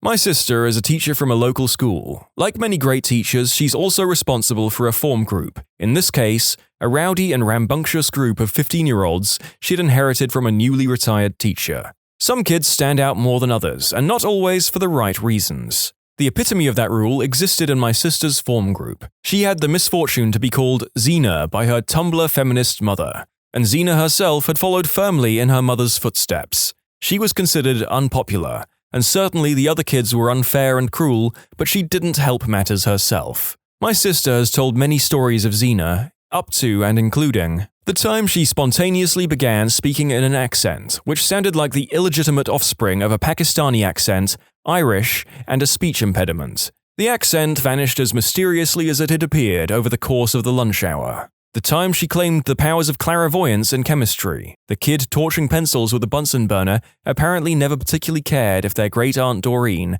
wanted to warn them of misfortune. the time she shaved her head and refused to wear her uniform because it was stifling her creativity. The John Cena meme was in full swing, and Xena had earned the nickname owing to her buzz cut and unfortunate head shape. Kids would hum his theme tune upon seeing Xena in the school. A memo was sent around the faculty concerning the matter, but half of the staff were convinced that John Cena was a politician. My sister was running improvisation drills when Xena broke in with one of her prime stories. She was the daughter of a Mauritian man named Jonathan, she said. Her skin was the color of milk, smooth and pale. Jonathan was a man of great importance. She had been born in Mauritius and swiftly smuggled over to the UK with her mother, as a newborn. Born and raised in England, by the way. There was a beat of stunned, awkward silence until a particular crapbag of a child screeched, "John Cena!" and slammed his mate's head into the desk. Have you ever come across an online post by someone else that was about you? What was it?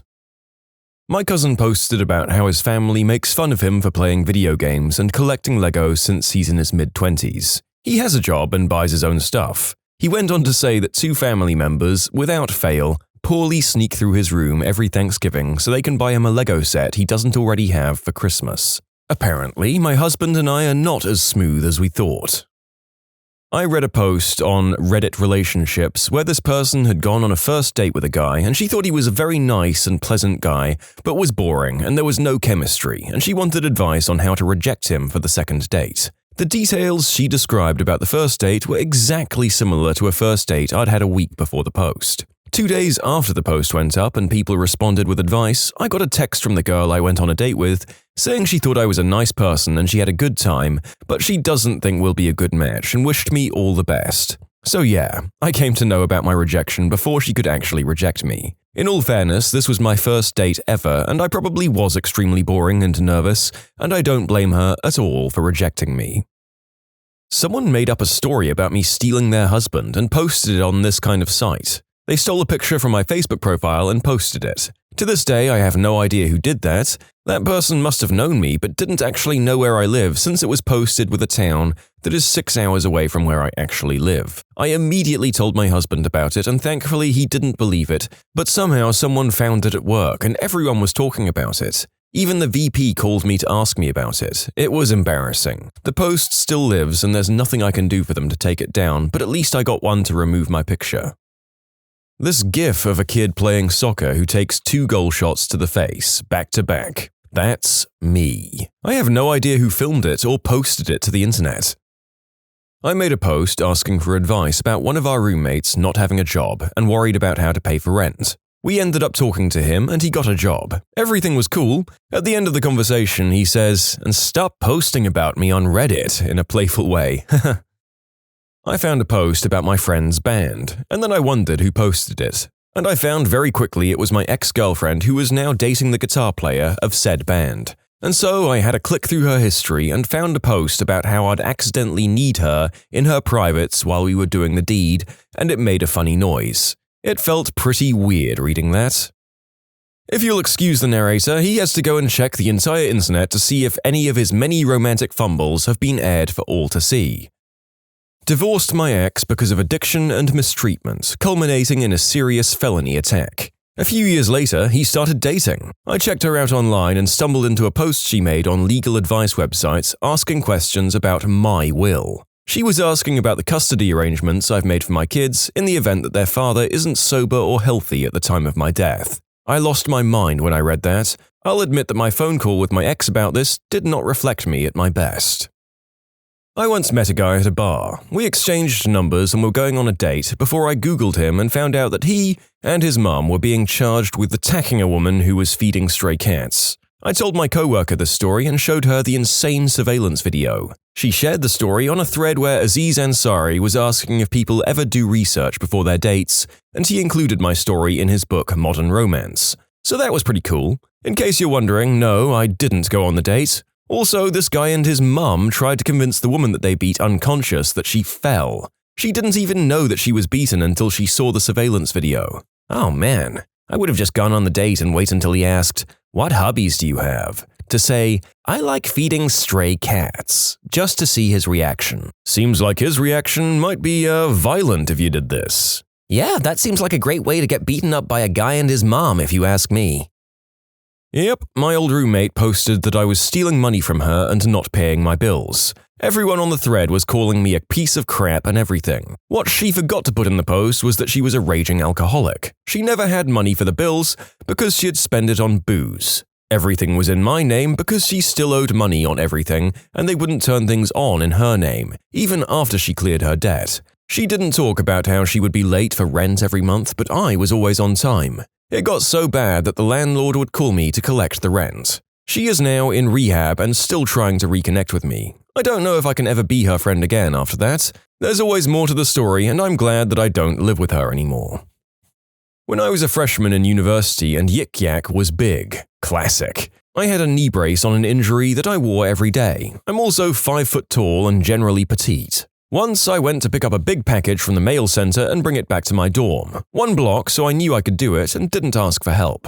Someone wrote a Yik Yak to the tiny girl with a knee brace and a giant box, hang in there. It kinda made my day. My mum even has a screenshot of it saved.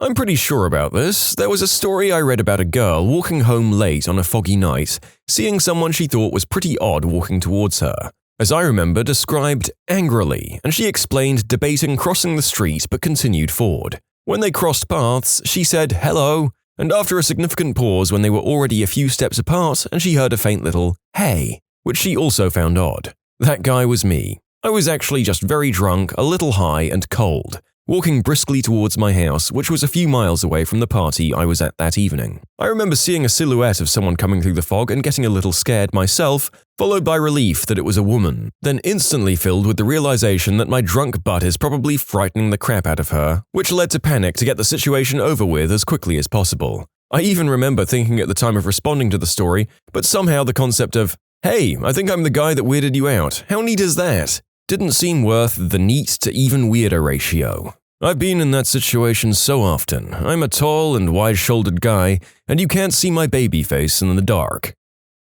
Yes, someone posted one of my prom pictures pretending to be me. I saw it on the front page, as did my ex-boyfriend who featured in it, and was teed off that I'd posted it. To be fair, the pic is hilarious and totally front-page worthy. They must have been someone who we knew in real life because they linked to my ex's music site, mentioned what I'm doing now, detailed our relationship, among a few other things. They ended up deleting their account once it got big enough that people posted it on my Facebook wall and stuff. There can be only one.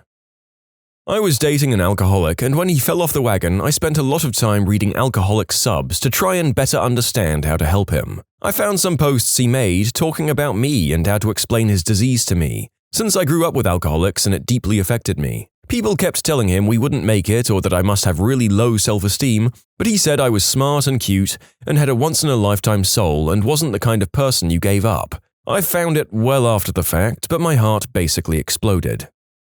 Felt like dressing up one day for school, red lipstick and all. I checked Yik Yak later, and someone had called out my exact outfit down to the shoes and said, why? That's 2 posts about Yik Yak and the narrator has no idea what the heck it is. Let me check Google real quick, and it's local Reddit? Huh, I thought the global reach for advice and commentary was kind of the point with Reddit. Feels like you'd be far more likely to get caught out on Yik Yak.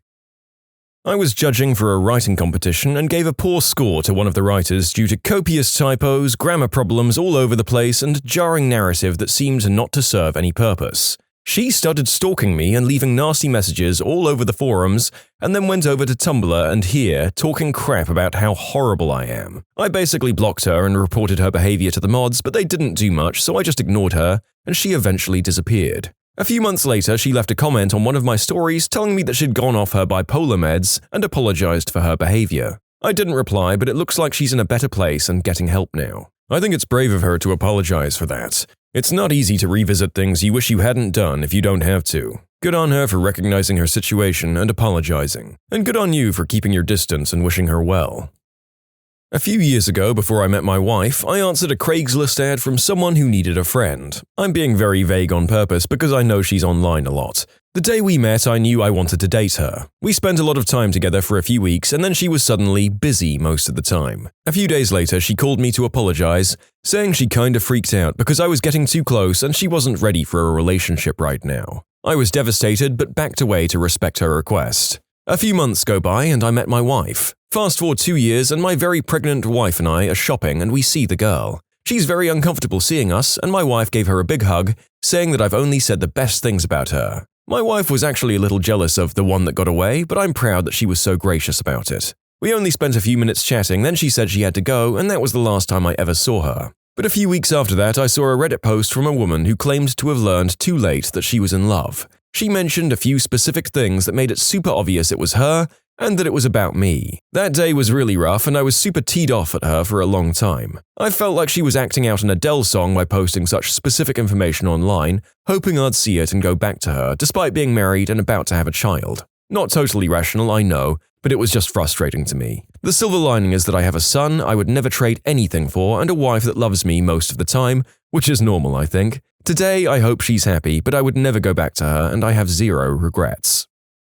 You can submit your own stories to be featured here on the channel. The story submission link is in the description below. And if you want to listen to some vibey music in the background, check out easymode, also linked below, and subscribe.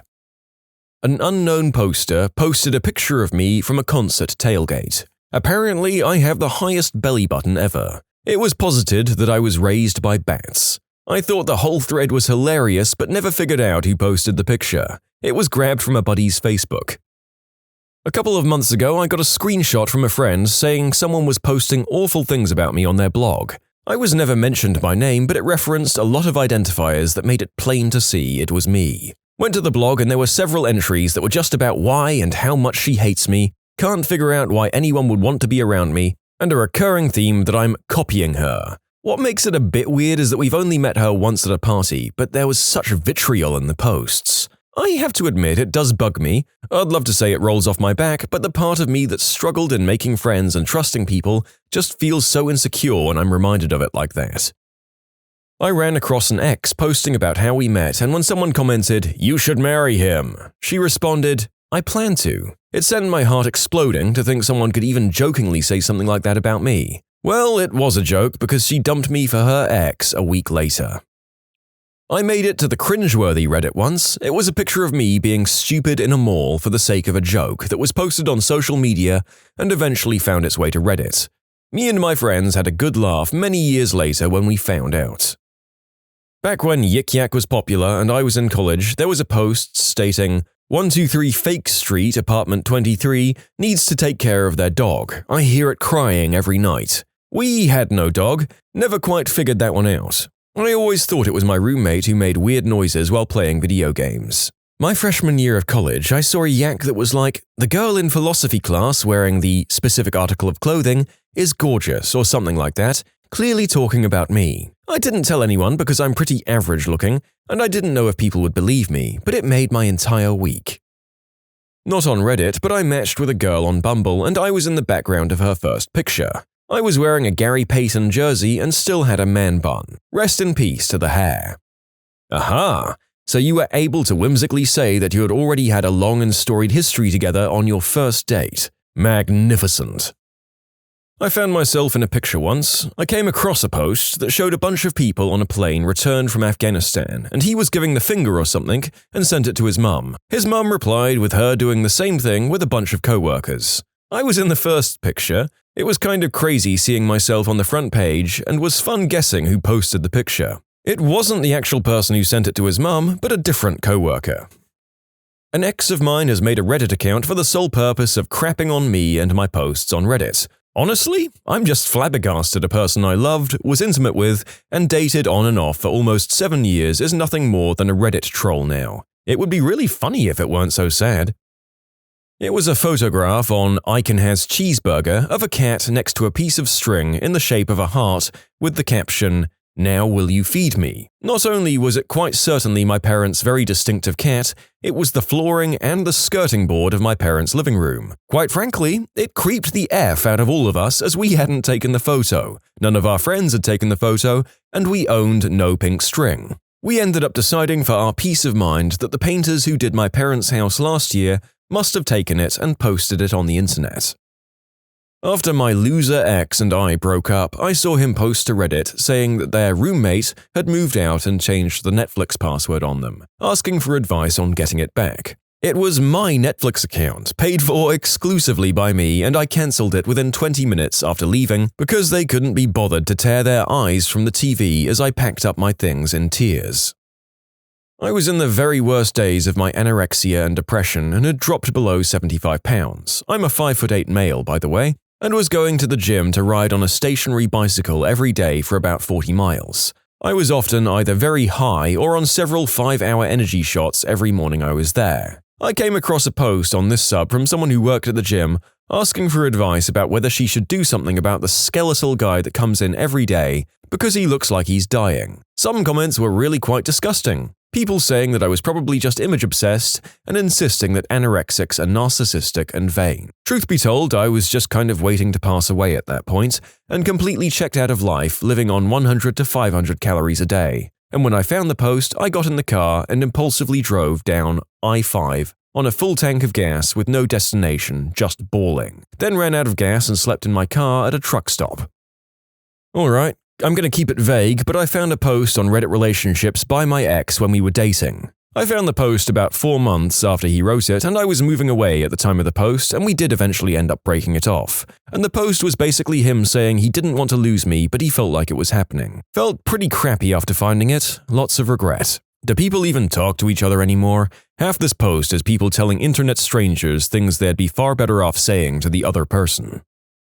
I was once alerted by a friend that a picture of me was posted on the old facial book rather than Reddit. It was on some lame page of D-bag gearheads and a picture of me filling my tires up at a gas station immediately after I picked my car up from a body shop unrepaired after a recent accident. Random guy who snapped the pic was making fun of me for totaling my car, when in all reality I avoided what could have been a far worse situation as an SUV T-boned my Miata. Luckily, I swerved in time to avoid a direct hit to my door with the SUV hitting my tire instead. Overall, I called the D-bag out on his ignorance and told him to stop creeping on chicks at gas stations and stick to tickling his pickle to cars instead. Overall, I felt weird as crap and creeped out that some guy was taking pictures of me unknowingly at a gas station, then posting them to the interwebs. Can't imagine the lives of celebrities stalked by paparazzi. Gross. A co-worker of mine must have forgotten that I was on her Facebook and went on a rant about me. We were goofing off at work and I made a comment that if I moved away and somehow ended up at that job again, that something had gone terribly wrong in my life. Little did I know that that's pretty much what happened to her. I was incredibly embarrassed and apologized profusely, but that still didn't stop her from slamming me on Facebook while all of her friends joined in. At least I got to defend myself. This was also the same person that dragged me for being unable to breastfeed my kids. If you really loved them, you'd blah blah blah. What a C-word. Sort of. I saw a post asking for ideas on a fairly narrow research paper assignment, because she needed to turn her term paper topic to her professor the next day. My husband was teaching a class on that exact topic, with that assignment due the next day. So I suggested something I knew he'd be really interested in. He came home the next day all excited that one of his students had picked that topic. Holy crap, you are the patron saint of undergrads. I need to start contacting my professors' wives. Let it be known that people should not start contacting their educators' families at home, just in case anyone was already searching the web for their details. A few years ago, I was browsing Reddit Forever Alone, and there was a post that said something like, "I have a date on Monday, so I guess I'll be seeing you guys on Tuesday," along with a bunch of crass jokes about his date and how he was planning on knocking her up. Didn't take me long to realize that this was the same guy I had a date with on Monday, so I commented about how I'd see him in a few days, at which point he texted my number to verify it was actually me. We laughed it off and I still went on a date with him. He was pretty fun and it went fairly well, other than his constant awkward jokes about how I was so perfect for him and how badly he wanted to get me pregnant. We hadn't even kissed and I was maybe 18 and he was in his mid to late 20s, so it was extra uncomfortable and I didn't know how to respond. We talked a little a while after and never actually ended up making plans for another date, partially because logistics and partially because his endless comments about impregnating me were really starting to weird me out. A few months later, I ran into him commenting about our date and how it didn't go anywhere, but I was too young and immature for him anyways.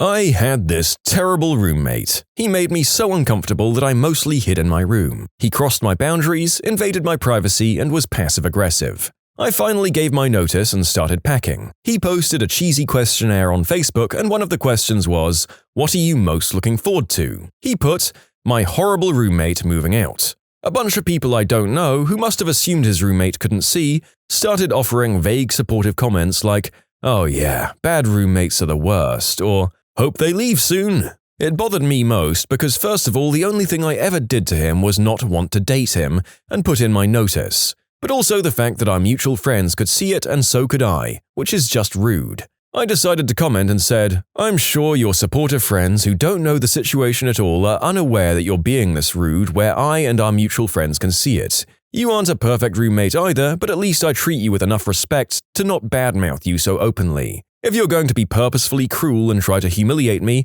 I'll have to unfriend you so I don't have to see it." Shortly after posting, he deleted the whole thread.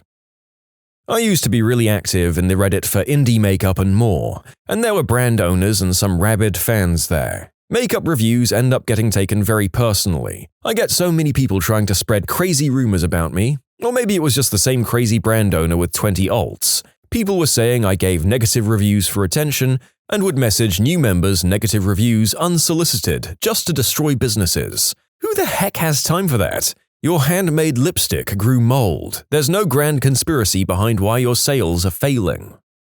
What is the best way someone has asked you out?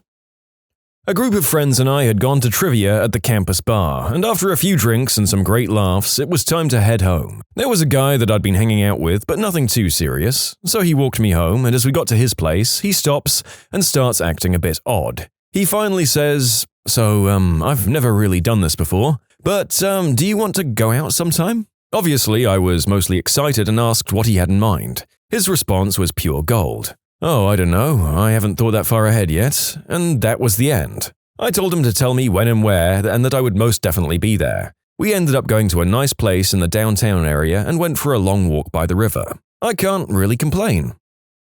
I once got asked out on MySpace by some girl who said, "I'm friends with someone who used to babysit your younger brother." She had seen me in a metal club and asked her friend about me because he said he knew me. She stalked me for a while before sending that message. I found out later she was going to the club loads more often to see if I went.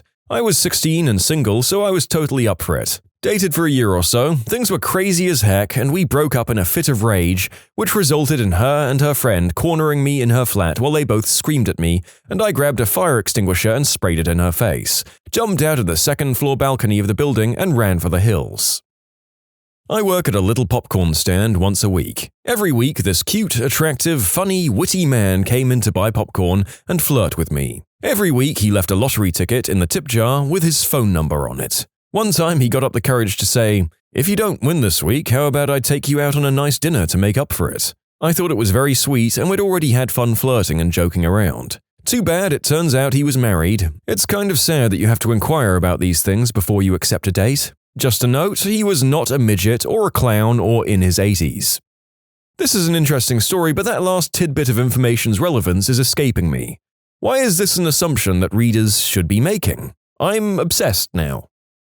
Went to lunch with this guy at a local pub. We decided after lunch to walk around the neighborhood. I really had to pee, and we were outside this other restaurant I really like, so we went in. After a few drinks, he went to the bathroom and I paid for the drinks. He asked for the check when he got back, but the waiter just brought my receipt for him to sign. He said he's never had a girl buy his drinks, and what would his mother say to this? The restaurant gives a postcard with a tab, so I handed it over to him and told him to write her about it. He handed it back after writing, "Mum, this girl just bought my drinks. Not sure how to feel about this. Maybe I should take her to dinner this weekend." I thought it was cute, and I said yes.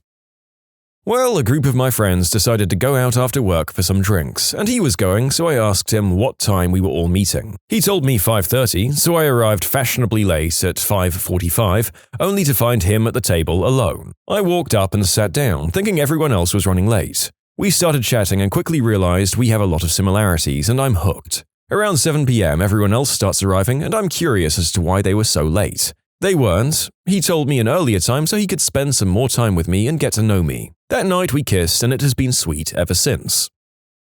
This story comes from a friend of my family. He was stuck in gridlock LA traffic on the Santa Monica freeway. Being close to losing his mind, he decided to roll down his window and start chatting with the woman in the car next to him. They hit it off, and he asked if she wanted to get off at the next exit and get some coffee. They've been married for about 8 years now. This thread is dangerous. It's actually giving me the courage to ask out a woman. I was at the student center in college on my laptop or something when this guy comes up to me and says, "You're the most gorgeous girl I've seen all day." I responded with something like, "Who put you up to this dare?" We talked for a bit and exchanged phone numbers because why not? He was really cocky and a year younger than me, but we hung out a lot because he lived really close to me and I didn't have many friends. We became good friends, and I became good friends with his brothers and some other people he hung out with too. We didn't start dating until several years later when he was less annoying and less cocky. Now we're married and he's sitting really close to the TV playing Mass Effect shirtless. Score! My roommate was walking down the street the other day when a guy stared her straight in the eye and said, "Do you want to watch music television with me today?" She was taken aback but intrigued. That's a hard thing to say no to if done correctly. I was stuck in a really bad rush hour traffic on 95 when I heard a siren go off and a booming voice from a loudspeaker state, "Female in the gold Honda." I immediately started freaking out because I thought a cop was pulling me over with a loudspeaker and really had no idea what I could have possibly done. So I kind of feigned ignorance and hoped that it was all in my head. 10 seconds later I hear, "Beautiful female in the gold Honda." Wait, what? I turned around to see an ambulance about 2 cars back to the right of me, desperately trying to get my attention. The man driving the ambulance ended up asking me out over his loudspeaker. It was definitely the best way I've ever been asked out because it was so gosh darn random and hilarious. Sorry to disappoint, but after he asked me out, I had to politely decline because I was seeing someone at the time. His response was along the lines of, "It's okay, I'm not jealous." And just for clarification, it was a gold-colored Honda, not a solid gold Honda. I lived in another state and he wanted to visit me. I said, no, that's too much pressure, and what if I didn't like him? He'd have wasted all that money. His exact words were, "But what if it did work out? It'd be a hell of a story. We're married now. That is a hell of a story." He walked into a club and screamed at the top of his lungs, "Who wants to do the deed with Matumbo?" We were talking on Facebook chat and playing Would You Rather, and he said, "Would you rather have the best cup of coffee or go to the zoo?" I said coffee, and he replied, "How about next Friday?" I'd just come out of a lecture with a bunch of friends and we were standing around talking, probably trying to figure out what we were going to do later that night. I noticed this guy standing outside my lecture hall looking at me. I'd seen him around but never really paid any attention to him. We make eye contact for a split second, I probably furrow my brow a bit, and he purses his lips a little in thought. A minute later he comes up to me, still standing in with a group of maybe 5 or 6 girls and says, "Hi, I'm Steven." He's pretty average looking, wouldn't stand out in a crowd. I introduce myself back. "Hi, I'm Jen." Without missing a beat he says, "I've seen you around and promised myself that if you ever acknowledged me that I'd talk to you. I think you're cute and I'd love to hang out sometime." It was so straightforward and I was so impressed with his confidence, though he later told me he was about to crap himself. I said, "Sure, let's exchange numbers." After we exchanged numbers, he chats for a bit, probably to make sure I'm not a huge butthole, says he has to get going but will be in touch soon. We dated for about 9 months, then realized we were better as friends. I know the manner in which he asked me out wasn't special or particularly interesting, but it sticks out to me because it was uncomplicated and to the point. There were no games. Almost 6 or 7 years later, we still keep in touch and hang out every so often. Not something you can say about most exes. The first text I got, "Now I have your number. Do you like Chinese food and a corn maze? We're married now." Accepting that date could have gone one of 2 ways, and I'm very glad it went the non-kidnappy way. A guy quit his job for me. My dad was his boss and I worked there too. He was old-fashioned and told my dad that he was planning on asking me out. My dad freaked and told him that if he plans on dating me, he needs to put in his 2 weeks, and if he forgets about it, he can continue working like nothing happened. He put in his 2 weeks the next day and we've been together ever since that. That was 10 years ago. We only knew each other in passing and never said more than a few words here and there. My personal favorite was the man who followed me for a block and announced, "Can I root you?" Obviously, I was thrilled, and by thrilled I mean I walked very quickly to my car. How rude. It's, "Can I root you, please?" In high school, my fiancé was being pressured by our other friends to ask me to prom, so in a rush he scribbled, "Prom?" on an empty, greasy pizza box that he'd found in the recycling. My reaction? A high-pitched, sustained, "Sure." 6 years and 1 child later, our friends still make fun of my response. He and I were talking about books and movies and TV shows, and he asked me what kind of food I liked. I told him that I love Cajun food, and he asked if I'd been to a local hole-in-the-wall Cajun place. When I told him I hadn't, he said, "We need to go. This Wednesday. My treat? Sound alright?" He and I are engaged now. He sent me a text along the lines of, "I had a good time talking to you when we met the other night. Do you want to go out for a drink sometime?" Upfront and straightforward is honestly way better than some over-the-top romantic gesture, at least for a first date. When you've been dating for a while, sure, get fancy. But most girls would rather know that A, you're interested, and B, what you want than have their apartments filled with flowers and be serenaded on the accordion. It's amazing how many people overcomplicate this. All that's needed is to be straightforward and ask them out. There's no need to make an overly convoluted proposal. If they're interested, they'll say yes. If they're not, they'll say no. A first date is a chance to get to know each other to see if there's anything worth continuing for both the guy and the girl. And the best scene to do this is usually by having drinks or coffee. This gives either party a chance to leave relatively easily if it's not working out, unlike a dinner where you get stuck together until the check comes, or a movie where there's no social interaction. It's real life, not a Hollywood romantic comedy. I told a girl I won a hula hooping contest years ago, and she said, "No way!" And I said, "Yeah, you're right, but I hear most relationships are based on lies, so I figured I'd get us off to a good start." I was buzzed and wasn't sure if I'd seen it somewhere before or made it up. You can submit your own stories to be featured here on the channel. The story submission link is in the description below. And if you want to listen to some vibey music in the background, check out easymode, also linked below, and subscribe.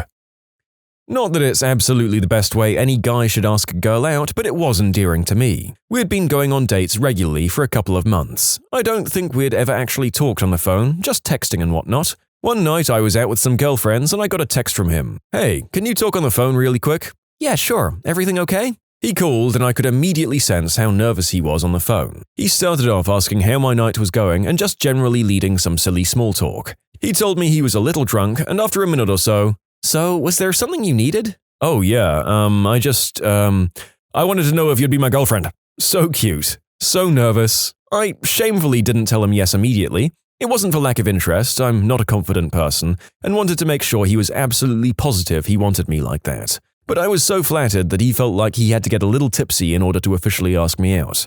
Anyway, here we are, almost 2 years later, living together in an apartment. I'm about to make my first skydive with him, and I love him more and more each day. If you see this, I love you very much, and I'm so happy you're mine.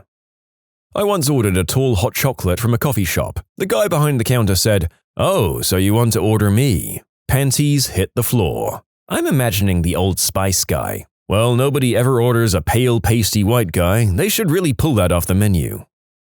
I once asked a girl out through a Super Bowl bet, and I won. Thank you, Seahawks. By saying yes when I asked him out myself. Thank you. I have been keeping an eye out for stories where the girl asks the guy out, but this story's prompt was, "What's the best way a guy has asked you out?" So understandably, things have been a little one-sided. My current boyfriend and I had the most awkward and casual courtship ever, and it became official with a conversation that went exactly like this. "So I've kind of been telling people you're my girlfriend." "Okay. Does that make you my girlfriend?" "I guess so." Similar to what a lot of people are saying regarding honesty and being straightforward, my current boyfriend asked me out by saying, verbatim, "Well, I told a girl at work you were my girlfriend, so what do you say? Be my girlfriend. Do it." It's important to note that by this point we'd been seeing each other for a bit and had developed an understanding of the other's humor, so it was actually the perfect approach. I work at Starbucks and he came through the drive-thru. He got a dirty chai and paid with cash, but he asked if he could have his receipt. I thought it was a little weird that he'd wanted a receipt because he paid in cash. But before I could hand it to him, he said, "And in case I have any questions, would you write your number down?" I was shocked and flattered, so I did. That was almost 3 years ago, and we've been inseparable ever since. On a scale of 1 to America, how free are you tonight? That got me. I'm Guantanamo. When I was a server, I had a handsome gentleman ask me a couple of questions about the specials, and then he replied to say, "So I can have anything I want on this menu?" "Of course you can," I replied. He dropped the menu flat to the floor and said, "Would you stand on this for me?" I was flattered, it was witty and made me blush, but I'm gay, so he ended up having the beef dip. We had just done the deed, he was wasted, he flopped on top of me and said, "Date me." He then passed out and didn't remember the next day. We're now happily married and I hope he reads this. So, doing the deed comes before the date. Gotcha. I'm glad I'm taking my notes. I've had pretty good results with want to meet for coffee? It's low pressure and low risk. If you're weird, it's a public place and they can just leave any time since you've met them there. You can make it 20 minutes or if it goes well, make plans to meet that night. The other perk is you can see if she shares your coffee addiction. If you don't drink coffee, you can get the F out of my face. I once did an imaginary fishing pole cast towards a girl in a group at a bar. It somehow worked and she did a few flops to get over to me. Her reaction was perfect and I've never tried that trick again. My favorite one was pure chance and confidence. On my way back home from London, I travelled through Leicester Square tube station. I play a game called Keep Up Commuter. I race against commuters determined to get through the crowds. I'm jogging with this cute banker guy next to me, then suddenly this old Italian guy clocks me. Bollocks. He started offering me his pizza, which he insists is genuine and real Italian. In his defense, he was holding an actual pizza, but I refused and insisted I was full already. Cute banker guy had noticed all of this and glared as I refused. So when we go to part ways to go north as the Italian goes south, cute banker guy gets up the courage to ask, "Can I get some pizza if she doesn't?" He stares him down and shouts, "You know a pretty lady." The classic awkward hilarity this erupted in me was unreal, laughing at this banker as he stands there flustered. We got to talking and have known each other for about 9 months now. It was all down to pure luck and I enjoyed the fun of it all. Guys, go for it. I don't know if this really counts, but whatever. When I was in the 10th grade, a classmate of mine was hit by a car and his arm was severed above the elbow. They were able to reattach it, but he lost a lot of mobility. Fast forward to senior year, I'm house sitting for my uncle and this kid lives across the street. He comes over, we smoke and chat a while, and then all of a sudden he uses his functioning arm to lift up his other, mostly dead arm and place it gently around my shoulder. I was speechless. I think we made out or something, but I can't remember anymore. He came up to me, stuck his hand out and said, "Hi, my name is… name. What's your name?" I said my name, he misunderstood and we joked about that. I'd say it worked pretty well because 10 years later we're married and I'm currently serving as an incubator for another one of his offspring. Wonderful that such a cute and bumbling pickup could lead to this distinctly clinical-sounding relationship. I hope you and your donor live a long, fulfilling life. I was driving around town after work, windows down. It was a gorgeous October day. I noticed 2 guys in a car next to me, one in civilian clothes, the other with his ABU's, Air Force uniform. I thought it was adorable that they were together because Don't Ask, Don't Tell had just been repealed. I kept driving. A friend prank called me and asked if I had any rubbers, so I was laughing. We hung up and I was singing along to a Christina Aguilera song, I Hate Boys. I stopped at an intersection and glanced in my rear view and saw a guy running full tilt toward my car. I was so shocked that I didn't think to lock my doors or anything. He got to my car, threw a slip of paper in and ran off. It happened so fast I didn't even really see him. The slip of paper was a receipt from some dinosaur park in Texas, and on the back was scribbled a phone number, all bumpy from being written on a car dashboard in a rush. I'm pretty sure I sat in my car with my mouth agape for like 5 minutes. I nearly missed the light when it turned green. I watched as the guy drove past me. It was the man in civilian clothes that I thought was gay. I went home and tried to work up the courage to call him, but I chickened out and texted him instead. I said, "Is this the crazy effer that threw his phone number into my car?" And he replied, "Is this the crazy girl who's texting me back?" We were inseparable after that. We've been married for 2 years now. I'd stayed over at his house. We were best friends, and in the morning he said, "Let's go to Liverpool." We ran to the train station, got on the first train there, went to the Tate and laughed at all the crap art. I swear it was like some cliché indie film. Then we went to a top restaurant, laughed at all his cheesy jokes, then we had coffee on the way back on the train. When we got back to his, he told me he wanted me to be his girlfriend. We'd already been cuddling and holding hands all day and it was lovely. We went to bed and cuddled all night, revealing our mutual feelings. Totally natural progression from friends to partners. Hope that gives you some ideas. The landlord in Spider-Man 3 method is the most direct. Just tell her, "I am man, you are woman." I have a very, very warped sense of humor. I had a guy come up to me, lean in really close, take a deep breath, and then he says, "Oh my god, you smell so good. Kind of like a whore." I didn't see that line coming. I ended up being with him for 2 years. He said, "Climb in the car." So I did. He then drove with me for an hour until we reached a very small, spooky village. Then he parked the car in the middle of what seemed to be a wood. It was then that I started to freak out a bit. I mean, I'm courageous, but this made me question if I was being murdered. He climbed out of his car and I followed with some hesitation. Then we were in front of a huge fence. It was slightly bent on top, so he managed to get over the fence rather easily. I got stuck on my jeans and tore them open for a bit, landing with a thump on the grass. Holding out a tiny flashlight, he led me up a steep mountain covered with rocks. All the while, I'm like, oh crap, oh crap, oh crap, oh crap. Then I looked up and the moonlight revealed an old castle ruin. Both my eyebrows raise. There, on top of the tower, we stand and talk, enjoying the stars and the noises of the animals in the woods. It's not too cold, and how cool's that to raid a castle in the middle of the night? I was thrilled. In middle school, a boy asked me if I had a boyfriend. I said no, so he asked if I wanted one, and thus, true love was born. In first grade, a boy came up to me and said, "Do you like me? Your friend said you liked me." And I yelled, "No," and ran away. I did like him. What might have been?